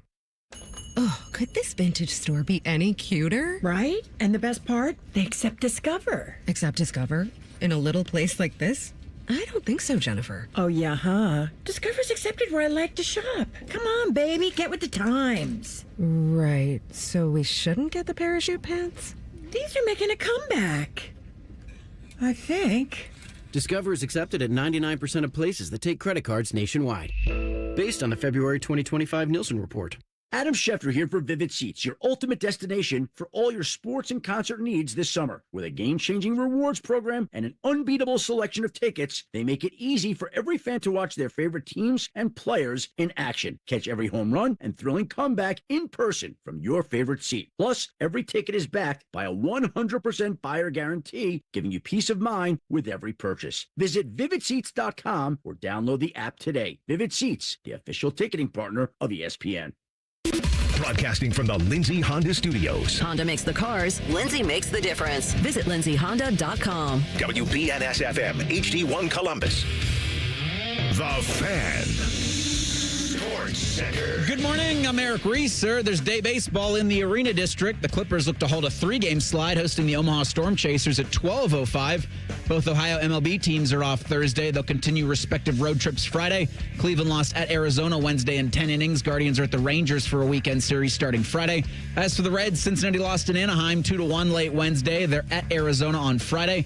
Reds are a game back of the Mets for that final NL wildcard spot. In golf, Scotty Scheffler looks to defend the PGA Tour Championship around 2 o'clock this afternoon is his first round tee time. That'll be over in East Lake in Atlanta. And in the NFL, the preseason wraps up this weekend with the Bengals hosting the Colts Saturday at 1. Same time in Cleveland, the Browns host the LA Rams. The Ravens, Eagles, and Bills have the best odds to win Super Bowl 60. Matt Parino covers Buffalo for Syracuse.com. He'll join Bo Bishop about 30 minutes from now on The Fan, Ohio sports destination. Bo knows many people. He talks to the interesting ones on this show. This is Bishop and Friends. All right, final hour here on a Thursday edition. Seeing this via our good buddy Amanda Kristovich, and she retweeted something from Front Office Sports. Notre Dame has a new leprechaun. So the university revealed a redesigned football-centric version of the famous mascot leprechaun. And what I would best describe it as is it looks like the Browns elf when he's doing the Heisman pose. That's kind of what they went for. They kind of went for like the Browns elf Heisman pose here. The leprechaun this is what the official statement says. I love when they do these, when they have some marketing guy word these things. The leprechaun represents the tenacious and determined spirit of the Fighting Irish, a relentless desire to seize every opportunity with unity, clarity, and purpose. What though the odds be great or small. This logo, drawn from a legacy known around the world, represents Fighting Irish football.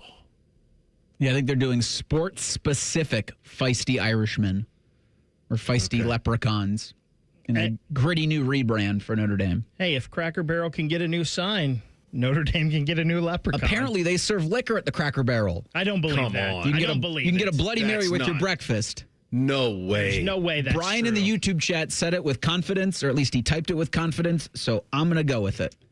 Oh, my God. Get boozed up at the barrel. You can't suck down while you're eating all you can eat. You can't? Biscuits and gravy and suck down liquor and play the game with the little golf tees. I'll borrow a phrase from your kid. Bet.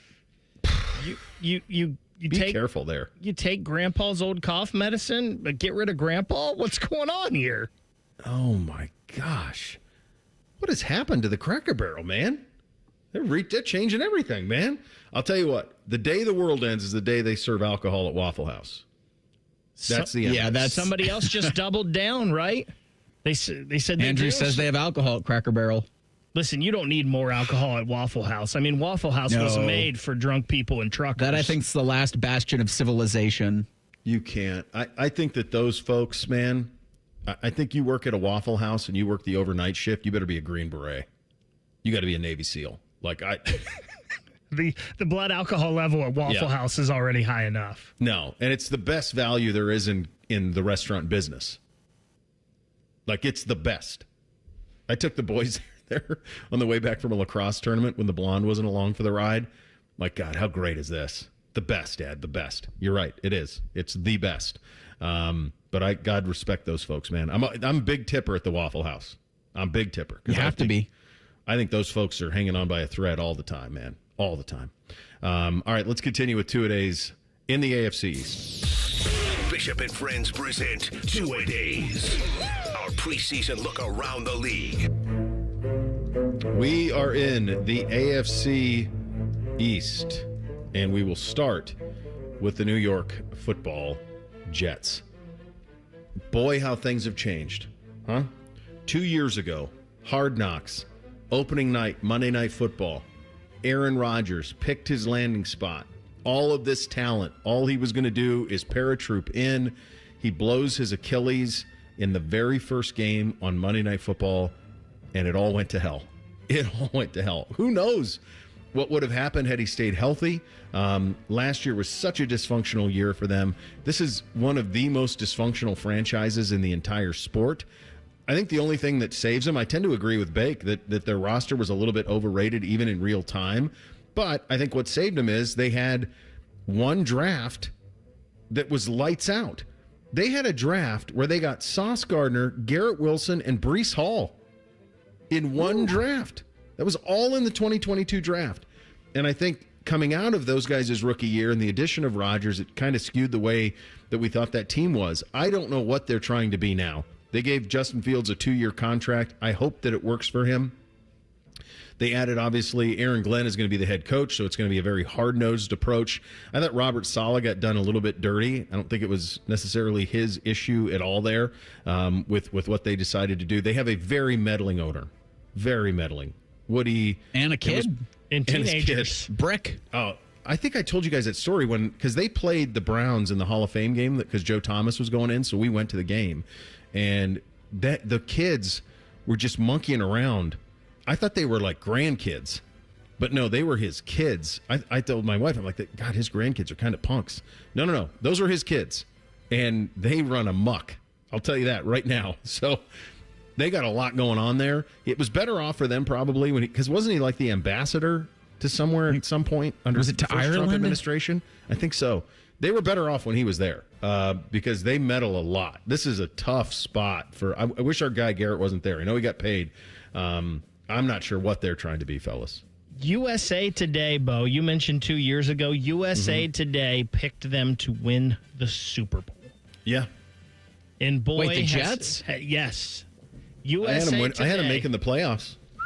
Boy, has it not been that. No, I had them making the playoffs when they added Rodgers with all of the weaponry that they had and all those guys coming off rookie years. Yeah, playoff team was most of the expectation. Yeah. But Super Bowl.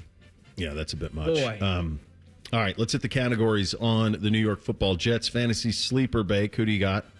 Bo, you know I loved this guy, and I wanted the Browns to get him at the top of the second round of the NFL draft this year.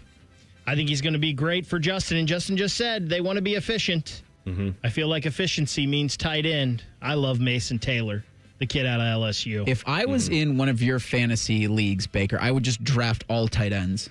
And I would just hope I get the pick in front of you, knowing like that's where he's going to go. Listen, we're talking about real football here, not fantasy football. If we were talking fantasy football, I would love Justin Herbert. A team of tight ends. Yeah. I mean, Alan Lazard had 6 touchdowns last season. So that's a fun fantasy sleeper for the Jets. I think he's going to spread the ball around a lot per his comments and then just what we've seen from Justin in a couple seasons. I think it's Fields. I think it's Justin. He's a fantasy hit or miss, and he doesn't have to be like a winning quarterback to be a fantasy winner, but he's going to run. He's a red zone threat, absolutely. Like, I probably wouldn't want him as my number one, but I wouldn't mind him being my backup in any way. And I could see him I think they're going to unleash him. They gave him 2 years. He's got no one looking over his shoulder. I think he could be a very big fantasy player this year. Do they have the right quarterback in Justin Fields, our guy, Bake? I can't believe I'm saying this. I know. No. I mean, yeah, the 2 years is fun. They give $40 million. But no. It breaks my heart. He is. He's on a short list of my favorite guys to watch here. Same. But it's just, I don't know if it was the Bears experience was so bad for him. Last year in Pittsburgh, he's 4-2 as the starter. Actually had his best year. It's pretty wild that Pittsburgh didn't just keep him and build around him. He was 60% completions, 5 touchdowns, just the 1 pick in the games against Pittsburgh, and somehow they went to Russ, which makes no sense. Other than that, his time in Chicago, they went 2-8, 3-12, 5-8. His completion percentage was never better than 61.4. The touchdown to interception never got to 2-1 even. His rookie year, he was 7-10.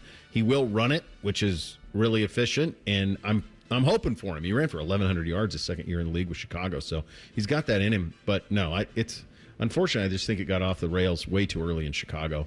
Coolest player ever with the Jets. There's only one answer I accept here. I want to kiss you. Well done. His name was Broadway Joe. Come on, dude. There was a time where Darrelle Revis was really cool, putting people on Revis Island. I think he was the first one to really do that as a defensive back. The dude did an ad for pantyhose.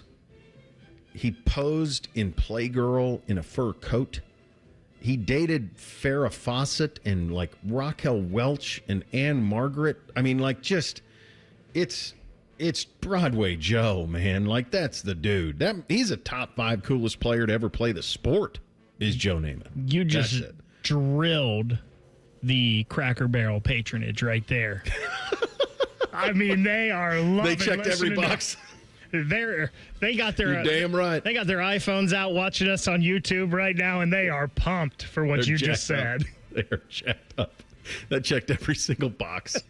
What is this team this year, the Jets? Bad. Yeah. Bad. 4-11 or 4-13, 5-12. It's kind of the same record. Yeah, I think they could be. It'll be about Justin if they can be frisky or not. But yeah, they feel like a bad team that is trying to dig its way out of what happened with Rodgers and hoping that Fields can be the answer, taking a flyer. But if not, they can pivot with another quarterback very, very quickly. And the thing is, they cannot waste Wilson, Gardner, and Hall. Like, they've got to get this thing going pretty quickly because those guys are all studs, and you can't waste it. Franchise grade for the Jets, Bick. I think I'm being nice here and giving it a D. I mean, they can't even. They're second fiddle in their own city. Oh yeah. So it's a D. But if you say F, I'll agree with you. Yes, it is a D. Who's it? Have we given an F out? Have we given an F franchise? Not yet. Out? I think we did. Yeah. I think I gave one to someone. I can't remember who it would have been though. Just looking at the valuations for NFL teams, it's almost hard to give an F. Yeah, that's true. I think it's a D too. They have the one Super Bowl victory. They had a couple of relevant years under Rex Ryan, but largely they've been irrelevant. And look, the GD Jets, right? We all saw Big Daddy, and that's the thing that you always come back to on that is they kind of are who they are. A team that is the opposite of that is the Buffalo Bills. We will get to them coming up next. Bishop and Friends, right here on The Fan. If you miss a live show, you can catch the podcast. If you miss the podcast, our hosts have volunteered to have dinner with you. Ma, the meatloaf! The Fan. At Kroger Pharmacy, we make it easy to get flu, COVID, and RSV vaccines. They're available at no cost to you with most insurance plans. No appointment needed. And we're open weekdays, weeknights, and weekends. So come and visit us when it's most convenient for you. Kroger Health, a world of care is in store. Vaccines subject to availability. No cost to you with most insurance plans. Check with your plan for eligibility. Restrictions and exclusions may apply. See site for details. Mornings can start feeling the same. Wake up, brush teeth, go to work. But with breakfast from Wendy's, it's like, wake up, brush teeth, Baconate with a breakfast Baconator. Roll with the sausage breakfast burrito. Buddy it up with a honey buddy. Or get seasoned with seasoned potatoes. And then go to work. Sorry. When you're ready for a fresh wake-up call, gotta be Wendy's. At participating U.S. Wendy's during breakfast hours. Hi, I'm Rick Germain, and it's the Toyota National Sales Event all month long at Toyota West. With over 600 new and pre-owned vehicles available, Toyota West at I-270 and Georgesville Road has the car you're looking for. And right now at Toyota West, take advantage of no payments for 90 days, and every pre-owned vehicle comes with a 72-hour exchange policy plus a 3-month warranty for qualified vehicles. Come see us at the Germain Auto Mall on Georgesville Road or get started today at ToyotaWest.com. No payments for 90 days, deferred payment, interest accrued at time of inception with approved credit, expires 8/31. Common Man here. Our friends at Care Heating and Cooling in Lenox are feeling the love. They're doing something extraordinary for Central Ohio families. The Lenox Feel the Love program provides deserving families and individuals with indoor heating and cooling equipment as well as installation at no cost. You can nominate someone who you think is deserving at feelthelove.com. Nominations will be accepted through August 31st. Let's give back to our hometown heroes. Selfless neighbor, maybe who always puts everybody first. Community leaders like teachers, firefighters, and volunteers, or just families facing hard times. Whoever you think is worthy, send a nomination. As of 2024, the Feel the Love program has completed more than 350 installations with help of dealers like Care Heating and Cooling. Our friends at Lenox donate all the equipment, and Care donates the labor and materials, and the installs are done at no cost. Remember, the deadline is August 31st. Care Heating and Cooling. Call 1-800-COOLING or book an appointment online at careheatingandcooling.com when you need a company you can trust. At Dick's Sporting Goods, we have always believed sport has the power to change lives. Community happens here. Change happens here. Sport happens here. Introducing the all-new Dick's House of Sport, bringing new experiences, new services, and unrivaled selection from the top brands to a new place Polaris can call home. Featuring a rock wall, a HitTrax multi-sport cage, and 3 golf hitting bays. Dick's House of Sport, now open at Polaris Fashion Place. Morning Juice is live on YouTube. Weekday morning starting at 6. Or on demand whenever you want it. Yeah, whenever. Bobby Carpenter's at your beck and call. And Tito's there too, to clean the toilets. Head to YouTube and subscribe today. Got a teen athlete? Then putting in the hours is all part of the game.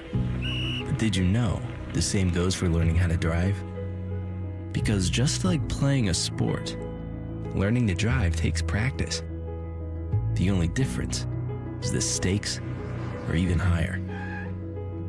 50 hours of practice time driving with you? Worth every minute. Gear up at teachyourteentodrive.ohio.gov. Imagine what it would feel like getting tackled head-on by a 240-pound linebacker. You'd be in serious pain, right? But if you're unbuckled in a car crash, at just 50 miles an hour, you become a deadly projectile that can slam into other passengers with 8 times that amount of force. Don't let someone else take the hit. Buckle up and visit buckleup.ohio.gov to learn more. Brought to you by ODOT and ODPS. Fan weather. From the Logan AC and Heat Services Weather Center. Another lovely day ahead with partly sunny skies and temperatures getting into the low 80s. Any chances of showers and storms is minimal, but it'll be more isolated across the region. And for tonight, partly cloudy with our overnight lows in the 60s. We end the work week with mostly sunny skies and afternoon highs getting in the mid to upper 80s. For The Fan, I'm meteorologist Meredith Garfolo with your 10 weather impact forecast. Here's a quick 10-second reminder that the Buckeyes have won the Natty. Also, we are all the games, and we always will. Thank you. Your home of the Buckeyes, The Fan. Connect with the show on X at 971BFS. Jump in our YouTube chat or just send a raven. You're listening to Bishop and Friends. All right, two-a-days continues. Before we get to that, though, I should remind you that we're here. It is week 1, and the Fan High School football game of the week is back. It is tomorrow. Big Walnut, Bishop Watterson. Coverage at 6:30, kickoff at 7. After the game, Byers Dublin Subaru overtime with Bacon, Lee Cochran. High school football is back on the Fan. It's a beautiful thing, man. It's a beautiful thing. It'll start tomorrow here with a monster. That's a monster game out of the gates with Big Nut and Bishop Watterson going head-to-head on Friday night, Big. Going to be a beautiful weather night as well.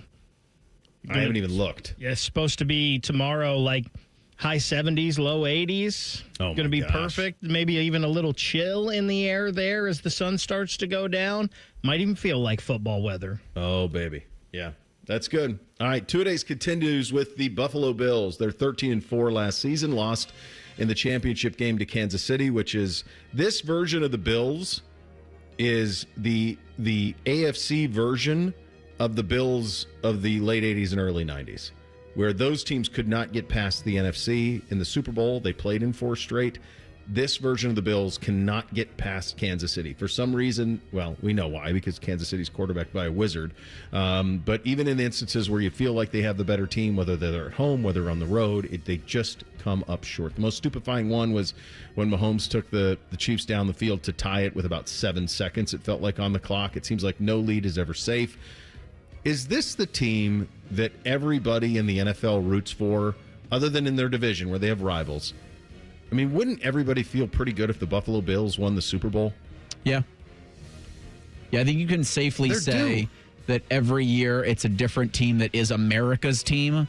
Yeah. Buffalo is that version of this. And they spent a boatload of money on guys in the offseason, whether it's extensions or whether it's free agent signings. Bringing in Joey Bosa means to me that it's Super Bowl or bust for them. And it's been Super Bowl or bust for a couple of seasons. But this is the year that you feel best about them getting over Kansas City, at least in the preseason. Bo, speaking for guys and people our age, do you feel like that is because they were like the lovable losers? They lost the 4 straight. They had the wide right and Scott Norwood and all of that. Do you think there's somewhere, like you and I are thinking like back to our 12-year-old selves, like, man, they were so close. They just kept coming up short. They're almost like Charlie Brown. Lucy keeps pulling the football away. Well, the crazy thing, too, about those teams were the Norwood kick happens in their first Super Bowl. So, and that's when they were playing. They were probably the better team. That was a Giants team with Jeff Hostetler and Otis Anderson. They still had a great defense, Mark Bavaro, all of that. But that was Kelly and Thomas and Bruce and all those guys at their apex. And all you could do is make a field goal. And he missed it wide to the right. And the other Super Bowls, they kind of got housed in. I mean, Washington really put it on them, and then they got bombed by Dallas in their first Super Bowl. Then in the last one they played in, they actually led at half against Dallas, and then Dallas annihilated them in the second half to run away from it. So, yeah, I think there's some residual, and I think just it's easy to have empathy for them. I mean, it's one of the smallest markets in the league, that in Green Bay. The fan base is as rabid as gets, as can be. Bills Mafia is very, very real. They're getting a new stadium. They did it outdoors, although they designed it so the wind won't be an impact. Yeah, I think so. And I just think Josh Allen is probably as likable a superstar, if you've been watching Hard Knocks, as likable a superstar as you're going to find. His quarterback record is nuts. It's absolutely nuts. 5-6 as a rookie, where people questioned if he'd be able to play. Every year, though, he's gotten better. They went 10-6, then 13-3, 11-6, 13-3, 11-6, 13-4. In terms of what's accounted for, touchdowns, yardage, all of it, rushing, he checks every single box. He actually won the MVP last year in what was definitely not his best year statistically. But he is. I mean, they are now in their second kind of run with him. He'll be 29. They've drafted some nice guys around him. Their ownership is all in.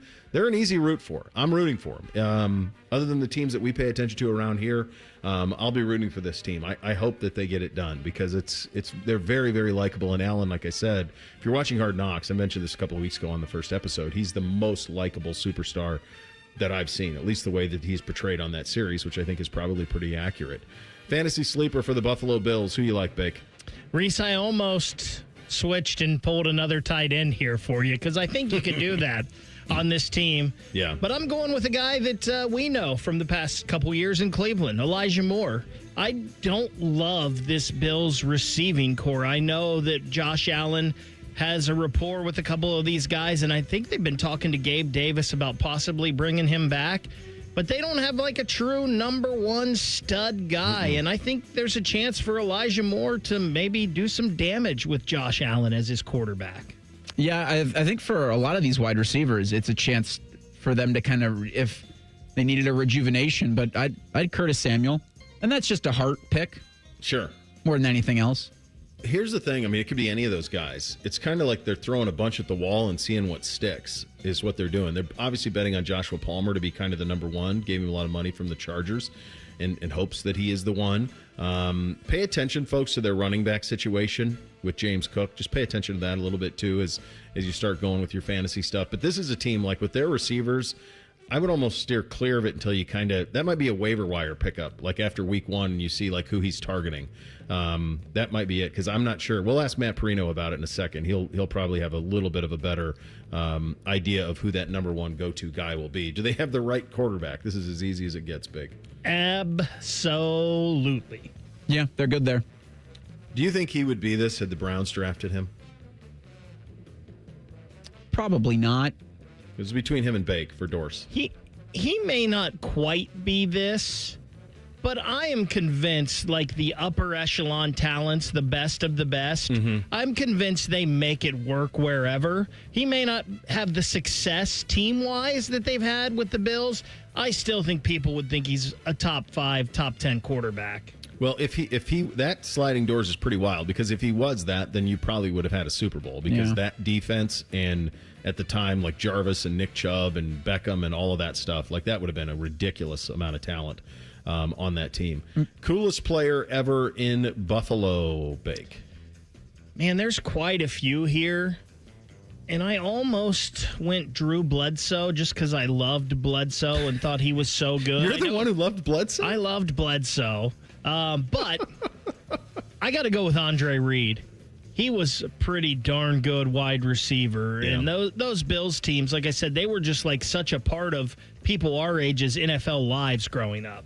They were always there. I mean, I think Jim Kelly is probably the right answer, but I was, too young really to see him in his heyday and actually not even born. So Josh Allen's probably right now. I think he's the right answer. I think it is Josh Allen. I think that's probably the one. Like, you could go Bruce Smith. You go Andre Reed. Thurman Thomas was unbelievable. Jim Kelly, Cornelius Bennett. I mean, they've had a ton. Listen, the right answer, minus the things after the career, is probably O.J. Simpson. In the moment. That was probably the right answer until it wasn't. Well, until you murder people. Yeah. Then it changes. But, yeah, I think it's Josh. I think Josh is the coolest player to ever play there. And, I mean, the way that he is on Hard Knocks, it's hard not to just completely fall in love with everything there is with the guy. I mean, it's all of it. What is this team this year, Beck? Super Bowl contender. Mm-hmm. Yeah, won 13 games last year. I think it's really, really tough to win 13, 14 games in an NFL season. So I got 12-5. Yeah, it's interesting because it's Terry Pagula is a big booster with Penn State. He's responsible, I want to say, for the wrestling and the ice hockey arenas being built there, and he owns this franchise. And what did we say when we did 20 Most Interesting on Penn State? If not now, when? Same here. I mean, the two things that are nearest and dearest to his heart, and he owns the Sabres too. It's now's the time.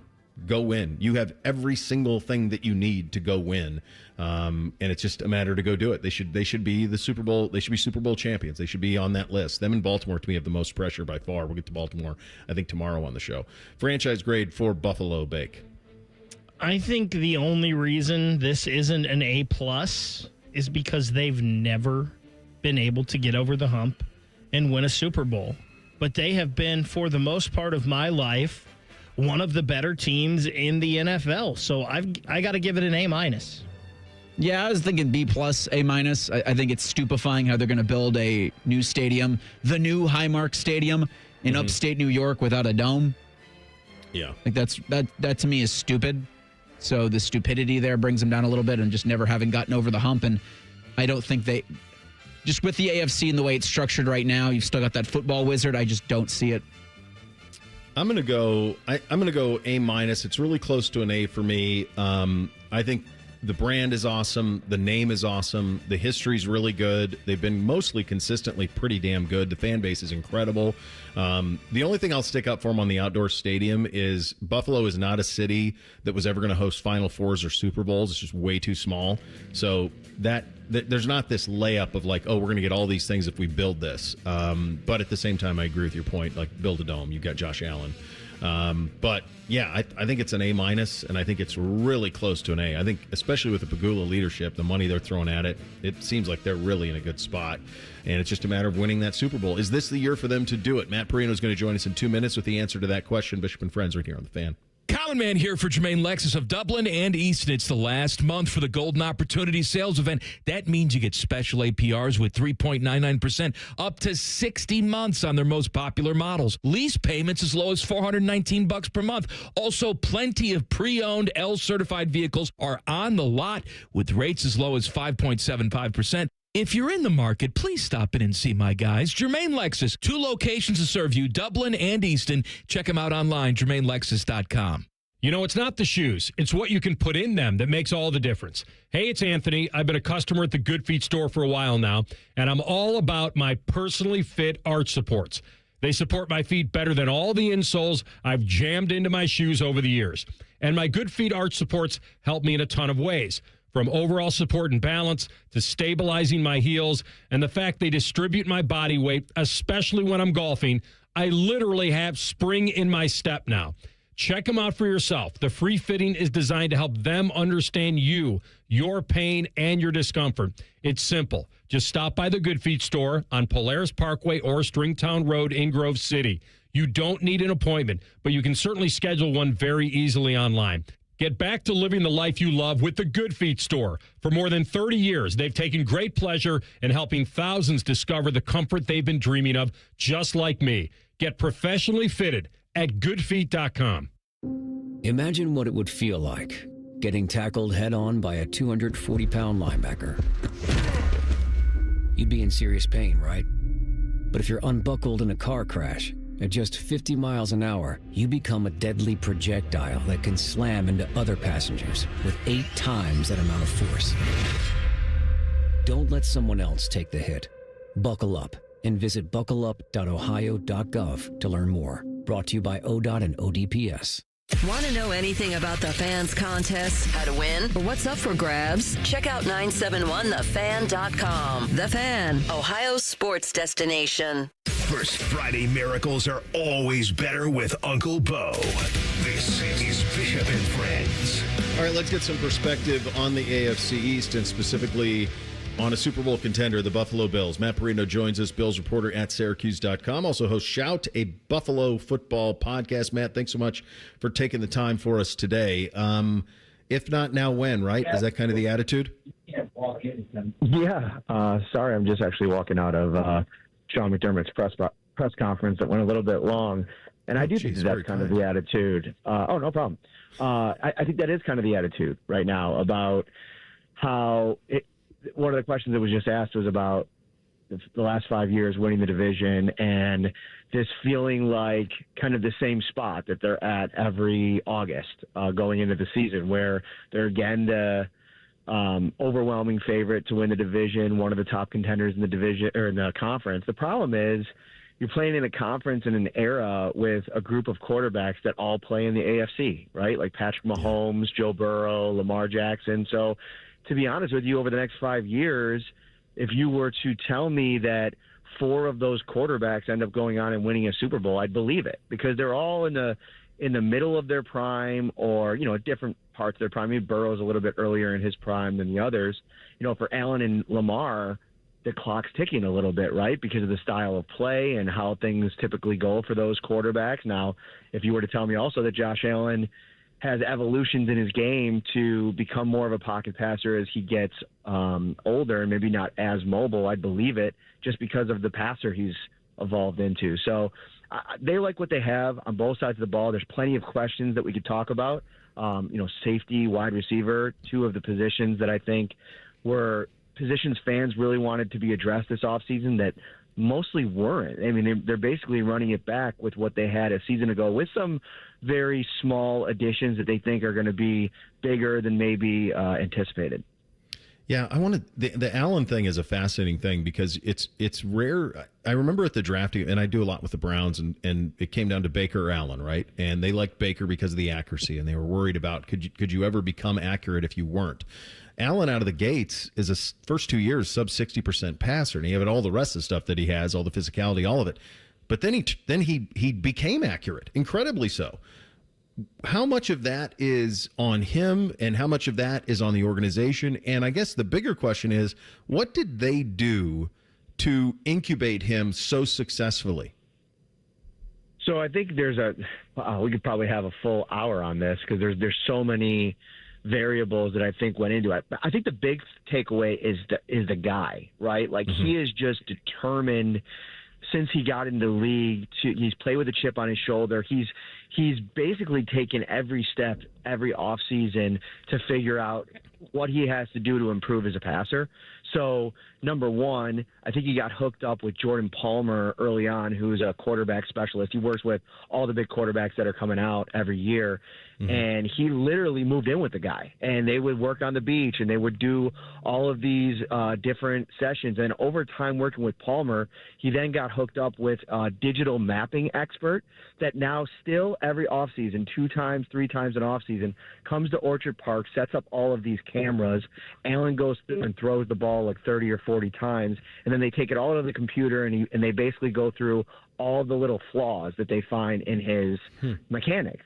And this is something now that he's been doing for 4 or 5 seasons on top of all the work that he does himself in the offseason to try to get better. And I think that that's helped a lot. I also think, one of the things that Baker didn't have early on in Cleveland that Allen had was the continuity of Brian Daboll for 5 seasons, right? Like that's one voice, one message, one relationship that he's talked a lot about over the years about how much that meant to him, somebody that believed in him, that built the offense around him. And that's important too. Like when you take the quarterback in the first round, you better have the infrastructure to develop them. And listen, I think the Bears did as good of a job as any team could have by quickly getting to Ben Johnson. It feels like that's a really good spot for Caleb Williams to be in, but he already had that rookie season. There's already all these questions. Yeah. They're going to have to build it from the ground up in year 2. So there's no perfect way to do it, but I think a lot of it comes down to the guy, and he always was going to do everything he could to become a good quarterback. Matt, is he as good of a dude as he comes off on Hard Knocks? Oh, 100%. I mean, it's incredible.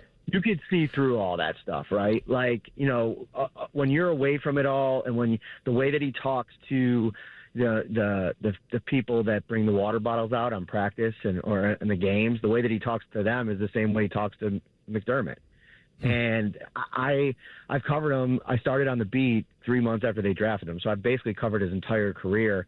And there's a lot of professional athletes, for better or worse. There's a lot going on in their life. Like they could do or act and say whatever they want. And I think the way that Allen goes about things and the passion he has for the Children's Hospital in town and the work that he does with, cancer patients and kids, and the way that he spends time at all the training camps. He's probably one of the biggest A-list celebrities outside of Travis Kelce and Patrick Mahomes in the league now. And he spent more time signing at training camp at Fisher this year as any player on the team did. And he doesn't have to do that. So I think that stuff, as a guy that's grown up in this town and knows what it means to have a guy like that be the quarterback of the Bills, he's a real dude. That's so cool to hear, man. That's so great to hear that. All right. You mentioned if they don't get over the hump, a couple of the spots that maybe you'll be looking at. Let's just start with the receiver conversation. They go out and get Joshua Palmer, bring him in. Who else has popped in that room, and who do you sense is going to get the majority of the touches and looks from Allen this year out of that group? Keon Coleman's wide receiver 1. I mean, that's my bold prediction going into the season. Okay. I've seen a jump from him from a mental perspective. Not that he was mentally weak or anything last season, but the business-like approach that he's taken into this year and the camp that he's had, he struggles to separate. That's what all of the advanced analytics will tell you. But when you watch him compete one-on-one against guys in the practice setting, like Christian Benford's one of the best corners in the league right now, and he goes up against him every day in practice, and he loses quite a bit of reps. But when he wins, you see the flashes that you saw last year in the Seattle game when he gave Reek Woolen everything that he could handle and ended up with close to 100 and a touchdown in that game. Before he got hurt, I think he was on pace to really make an impact down the stretch and late in the season. And I think that what the Bills didn't do at receiver this offseason tells you a lot about what they think about Keon Coleman. And so he's number one. And what Palmer brings as a route runner and as a, man beater, that is the perfect, complement to what Keon does. So they're hoping that those two, and then Khalil Shakir in the slot, who I think is one of the most underappreciated receivers in the league when it comes to he was second in the league in run after catch last year. People don't talk enough about what he means to Allen. And then then the questions begin, because it's Elijah Moore, Curtis Samuel, who seems like he's always injured. Those are two good players, two former second-round picks that if they can stay on the field, that there's real ability for Joe Brady to get creative with how he sends these different wide receiver packages out there. And then they still got to figure out Dalton Kincaid, who had this great rookie season, injured last year. For the lack of star power in the receiver room, I mean, you got to mention Kincaid as what they drafted him to be, and that is probably weapon 1 or 2 in this offense. And it hasn't been that consistently enough, and that's what they're hoping to see out of him in year 3 here. All right, buddy. So clearly Bills atop the division. How do you see those 3 teams below them? Great question. I think for me at this point, the Patriots are number 2. There's questions about a second-year quarterback. That's a variable that is really tough to pin down because it could go either way. We've seen it over the last couple of years, but I like the stability that Vrabel brings. I think they have talent on both sides of the ball. I think defensively they'll be better. And I just think it's more about what I think of the other 2 teams. I think the Dolphins are an absolute mess. Yeah. I think Mike McDaniel could be fired before halfway through the season. That thing is just like a ticking time bomb with Tyreek Hill there. And some of the press conferences that Tua's given over the last couple of weeks, I've just kind of raised my eyebrows a bit. And then the Jets, I like Aaron Glenn, and they have so much talent on the defensive side of the ball, and they got some real dudes on offense. I mean, Garrett Wilson and Breece Hall. I mean, there's some fun players there. It's just they don't have a quarterback, and so I don't know how they can keep their head above water in this division, because those are playing the Patriots twice, playing the Bills twice, and then they play a tough schedule the rest of the way. So I got those. That's the order that I kind of have them in. I probably have the Dolphins 3rd, the Jets 2, and the Patriots 1 behind the Bills. Matt, great stuff as always. Always enjoy the conversation. Thanks for giving us a little bit of your time today. Anytime, man. Enjoy the rest of your summer. All right, there he goes. Matt Parino joining us on the Bryant Heating Cooling Systems fan guest hotline. That's dedication. Stepped out of a Sean McDermott press conference to have a little conversation with us. It's a big-time job out of him. Big-time job out of you right now. 821-9710 is the phone number. Here's the deal. We're giving away 2 spots. It's 1 spot for 2 players in our Big Buckeye Trivia giveaway. The winner of the trivia gets the Ohio State-Texas tickets. This is next Friday at the O-On Lane. What we're giving away right now is a spot in that tournament at 821-9710. Not tickets to Texas Ohio State. You get into the tournament to play for Texas Ohio State tickets at 821-9710. Curtis Samuel wore 4 here. 4th caller it is at 821-9710. 3 things on a Thursday up next. Bishop and Friends right here on the Fan. Viking, dedicated to creating travel experiences for the thinking person, with programs designed for cultural enrichment on board and on shore. Discover more at Viking.com. Ready? This Ohio State football training camp report is brought to you locally on the Fan by Weber Grills. Ohio State football. Training camp report. This report is brought to you statewide by Safe Lot Auto Glass and Bob's Discount Furniture. Everybody knows what Ohio State has as far as the receiving threat of Jeremiah Smith, but receivers coach and offensive coordinator Brian Hardline talks about what Carnell Tate has done. Carnell kind of turned the switch on his own. He's a self-driven individual, and I think he identified maybe when Emeka left that there was going to be a void from a potential void from a leadership standpoint. He just grabbed it by the wings and went with it. And so, the way he's grown, the way he operates now is significantly ahead of even last year. And he was already, more of a pro, more of an older soul. But I think he's just taken it to a whole other level. So between him and Brandon and Jeremiah and the other guys in the room, they're really stepping up from a communication standpoint and a standard standpoint and energy standpoint. they've done a really good job following the steps of Emeka, and I've been really impressed with Carnell's leadership qualities and how he's chosen to take that step. It'll be vital to have that all year. We'll have more after this. Summer is here, and it's time to plan your style staycation with Bob's Discount Furniture, where you can find everyday low prices on the hottest styles. The comfiest Consumer Reports recommended mattresses, flexible financing to fit your budget, and fast, friendly delivery. So stock up and score everyday low prices, delivered on time all summer long at your nearest store or at mybobs.com. Oh, my Bob! Bob's Discount Furniture, proud sponsor of Ohio State Athletics. Hi, this is Paul Keels. This Buckeye season, don't let a broken windshield ruin your game plan. Safelite Auto Glass makes it easy to get your windshield fixed with their mobile glass shops all over Central Ohio. They can come to you anywhere, giving Buckeye fans more time for game time. OH? Man, I love that. Schedule at safelite.com. Safelite Auto Glass is a proud sponsor of Ohio State Athletics. Safelite repair, Safelite replace. While Brian Hartline deals with the receivers as a position coach, as an offensive coordinator, he talks about the growth he's seen from quarterback Julian Sand. That was a big part of it. I think command and earning the respect of your peers, and ultimately the locker room always knows. I mean, it doesn't matter what you may think, but the locker room, knows the reality. So just, building that camaraderie, I think body of work, and earning the respect of your peers and the trust of your peers. And if you just enhance one little piece, it'll get pointed out. You got to be able to grow in all facets. And I think that, he's done that since the day he got here to where he's at now. And that's as Brian Hartline gets ready to operate in his first season offensive coordinator. This is the Ohio State Sports Network from Learfield. Buckeye fans, game day just got hotter. Whether you're parked in the shoe lot or grilling at home, it's not a tailgate without Weber Grill's Traveler Grill. Fires fast, folds flat, fits compact, and delivers championship flavor every time. Burgers, brats, steaks, even rival fans agree. Bring the taste of victory wherever you grill. The Weber Traveler Grill. Tailgate tough, Buckeye proud. Weber Grills. Taste the tradition. Proud sponsor of Ohio State Athletics.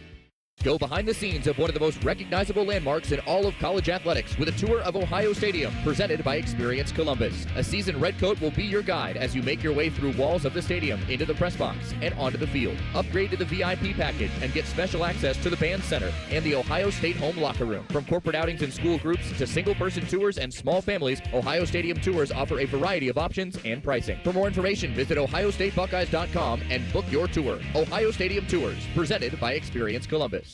Cash for Clunkers continues during the Honda Summer Event at Lindsay Honda. Listen up, Columbus. Cash for Clunkers is big money towards your next ride. Up to $3,500 minimum for your trade. Use it for the down payment, negative equity, or keep the cash. Lease a new 2025 HR-V two-wheel drive LX or 2026 Civic four-door LX for just $299 a month. Zero cash down. Just bring us your clunker. Shop Lindsay Honda, the big Honda store now. For details, visit lindsayhonda.com.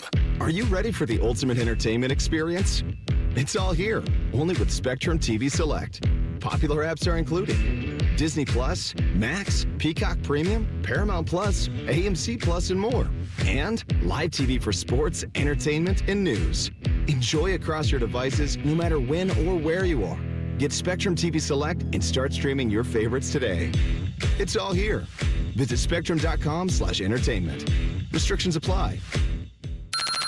Bishop and Friends is sponsored by Diamond Seller, your true jeweler for over 75 years. The Fan, Ohio sports destination. After putting up with Dom Tiberi for a decade, the broadcast gods gave Bo these two.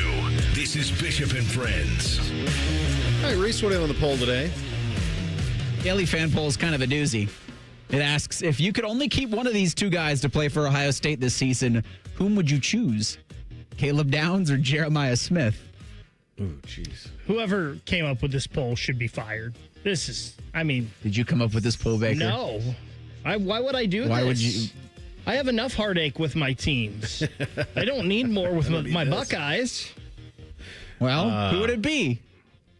Yeah, I think it, this is kind of crazy because he's the best player in the sport, but I think it would be Caleb. Because you still have I think 2 first-round talent. Carnell Tate's a first-round talent, and Brandon Ennis is a first-round talent. If Caleb's not there on the back end, I don't know. You don't have anybody. There's nobody in the vicinity. It's a ridiculous question. I hate the fact that I'm having to act like I'm going to give a real answer. I think that's a good job out of whoever came up with it. Yeah, I knew you'd like it. You're an instrument of chaos. That's a gold star for the day, whomever it was. Yeah, you like chaos. He's probably wearing a Notre Dame shirt. He is wearing a Notre Dame shirt. He is. Well, that's Dallas Cowboys. Oh, he's living in hog heaven right now with the America's Team operation on Netflix. He's living his best life, Bodes is. Yeah, I think. Don't you think though? Don't you think it's Caleb? Yeah, I think it is. Yeah, just he can also play running back. Yeah, and it's just the most absurd talent that, at receiver. So, like, if you had to, you could. You don't want to, any of it. And shame on Bodie for putting that on the poll if he's the one responsible. All right, time for 3 things on a Thursday. 1, 2, 1, 2, 3 things. Sponsored by Buckeye Lake Marina, Central Ohio's largest selection of new and pre-owned boats. Find your next dream boat at BuckeyeLakeMarina.com. Number 1 for me. So I learned something listening to Mike and Timmy. So they were talking about crackers, and they were talking about the club cracker and that it was superior to Ritz. I had not had a club cracker since my grandpa, God rest his soul. As a kid, we get his lunch every day, and it was at noon on the dot, was some sort of a meat sandwich and a half bowl of chunky soup. That was every single lunch, some variation of that. And the crackers at the table were always club crackers. Now, something happened along the way, and then we became a Ritz household where we would have the Ritz all the time. So I was listening to Mike and Timmy, and I thought, God, I haven't had a club cracker in a long time. And they were so adamant that it was a superior cracker. So I bought some. And they're right. It is a superior cracker. It's a great job out of them. It's better than a Ritz. I don't know how it got slept on all these years, because most people would think the Ritz is probably the more popular cracker, and it's the club. My grandpa was right. I'll make it my first thing and agree that it's the better cracker. It is. It's a delight. Mom used to have them a lot in the cupboard when she'd entertain, and it would keep us, we'd eat a whole sleeve of them. And I do think with the Ritz cracker versus the club cracker, the Ritz Bits sandwiches, I think pushed Ritz more into our psyches growing up. Because those like the little peanut butter Ritz Bits sandwiches, those are the best.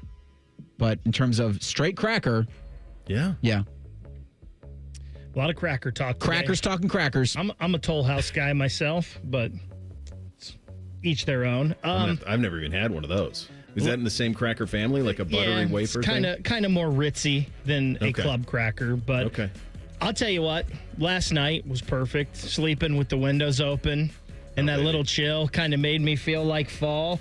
And I'm not joking. I looked at my 10-day forecast about 2 hours ago while we were on the show, and I've pulled it up again just now for this segment, and it has literally changed in those 2 hours for what we got. But I was specifically looking at the rest of this week, and it's all supposed to be good. 86 on Saturday, but other than that, we're low 80s, high 70s.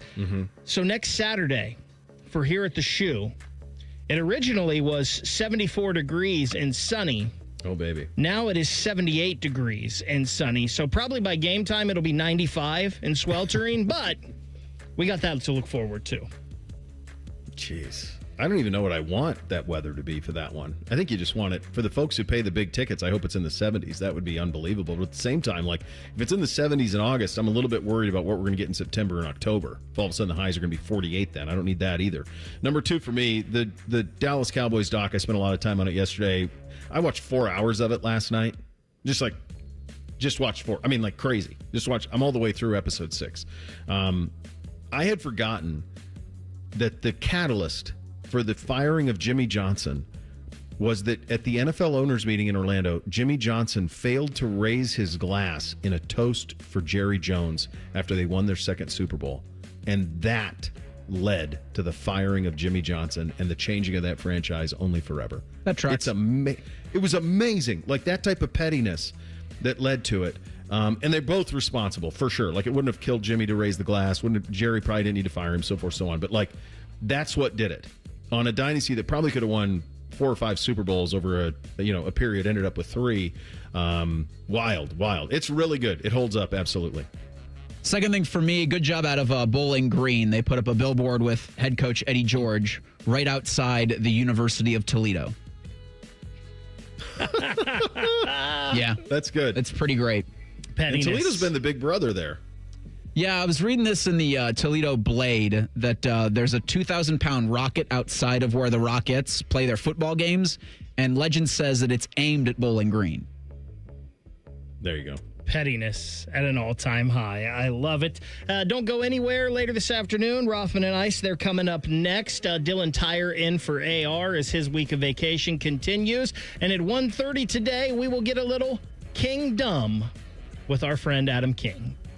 Final thing for me, the Cowboys beat at that time is absolutely ridiculous. Skip Bayless is on the beat, and he was a dogged reporter before he became kind of a sideshow.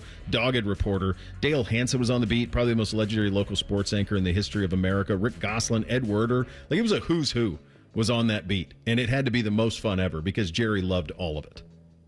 Final thing for me, and this was a bad job earlier out of the update anchor, there are 2 NFL preseason games on tonight. The Steelers and the Panthers play at 7 o'clock on the NFL Network. Then the Patriots are playing the Giants in an 8 o'clock preseason game on Prime Video. No Will Howard tonight for the Steelers, but there are reports that he could be the 3rd quarterback on Pittsburgh's 53-man roster. I hope so for Will. The Cincinnati Reds, they're going to break my heart. I know it. They could have woke up in a playoff spot today, but no, the bullpen lost another one last night. They're going to break my heart, Bo. I can feel it. I think I'm probably going to agree with you that they will. Rothman and Ice up next. We're back tomorrow. Bishop and Friends right here on The Fan. Catch T-Bone and Tyvis weekday mornings from 6 to 9. If you're not completely satisfied, we'll rewind time and erase your brain. For real, The Fan. Good morning, Doctor. Doctor? Hi, Doctor. Doctor? Dr. Jackson's practice is growing. What do you mean we're still short-staffed? He needs a good patient doctor. How do we not have enough doctors to doctor all these patients? And he doesn't have the patience to sift through hundreds of resumes. I need Indeed.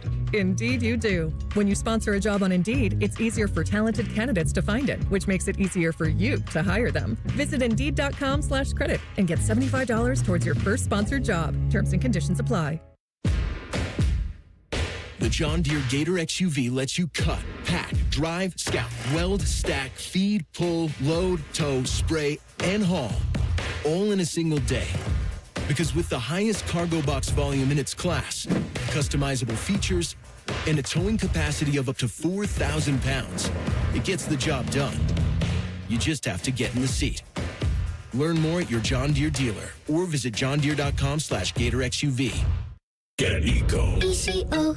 Hey, Aaron, I've been thinking. You came up with a new invention? No, I've been pondering a problem. Is it anything I can help you with? I'm not sure. Tell me. I've been thinking about our scuba diving plumbers. Get Eco. ECO. They dive right in and fix the problem. That's the problem. You lost me. The problem with being extremely good at something is that you make it look easy. You're worried that people think plumbing is easy? Well, our extremely very good plumbers sure make it look easy. Get Eco. ECO. Don't worry, Jerry. Sooner or later, most people try to fix their own plumbing problem. I can testify to that. Jerry, did you try to fix it yourself? Yeah. Don't give it another thought, buddy. I'll send somebody over right now. Get Eco. ECO. You're a real friend, Aaron. Eco Scuba Diving Plumbers, genius electricians, and you can always trust our HVAC technicians. GetEco.com. From sold-out stadiums under Friday night lights to more than 100,000 screaming fans on the banks of the Olentangy, America's football capital is right here in OHIO. But the greatest players and coaches of all time live in Canton at the Pro Football Hall of Fame. It doesn't matter if you spend your Sundays yelling "Hoo Day" or barking like a dog from your seats in the pound. A trip to the Pro Football Hall of Fame should be on every fan's bucket list. Plan your trip at ProFootballHof.com. The Pro Football Hall of Fame. Ignite the passion, relive the glory. Great Lakes Hyundai. The savings are so good. Now at Great Lakes Hyundai of Dublin lease 2 Elantras for $200. That's right, lease 2 new 2025 Elantra SEs for just $200 a month for 24 months. Both your new Elantras come with complimentary Hyundai maintenance with free oil changes and tire rotations for your entire lease. Off 271 in Dublin or glexhyundaiofdublin.com. With approved credit, $39.99 down per unit plus taxes, fees, first month payment, 10K miles per year in 9-2. Grown-ups, don't go back to school. Go forward through school into your future as an IT professional. Whether you're starting out, switching careers, or a veteran ready for change, My Computer Career can help you get into IT in just a few short months with no prior experience. So take the free career evaluation now at mycomputercareer.edu. Your rewarding career in IT awaits. That's mycomputercareer.edu. An Elite CompTIA certification partner. Financial aid is available to those who qualify, including the VA benefits. Tailgate season is here, and if your grill makes you have to duck when you light it, it's time for an upgrade. Billiards Plus carries top-of-the-line grills that you can pass down to your kids and gifts the whole family will enjoy. Family-owned and operated. Billiards Plus on Dublin Center Drive in Dublin. Don't sweat it. Call Care Heating and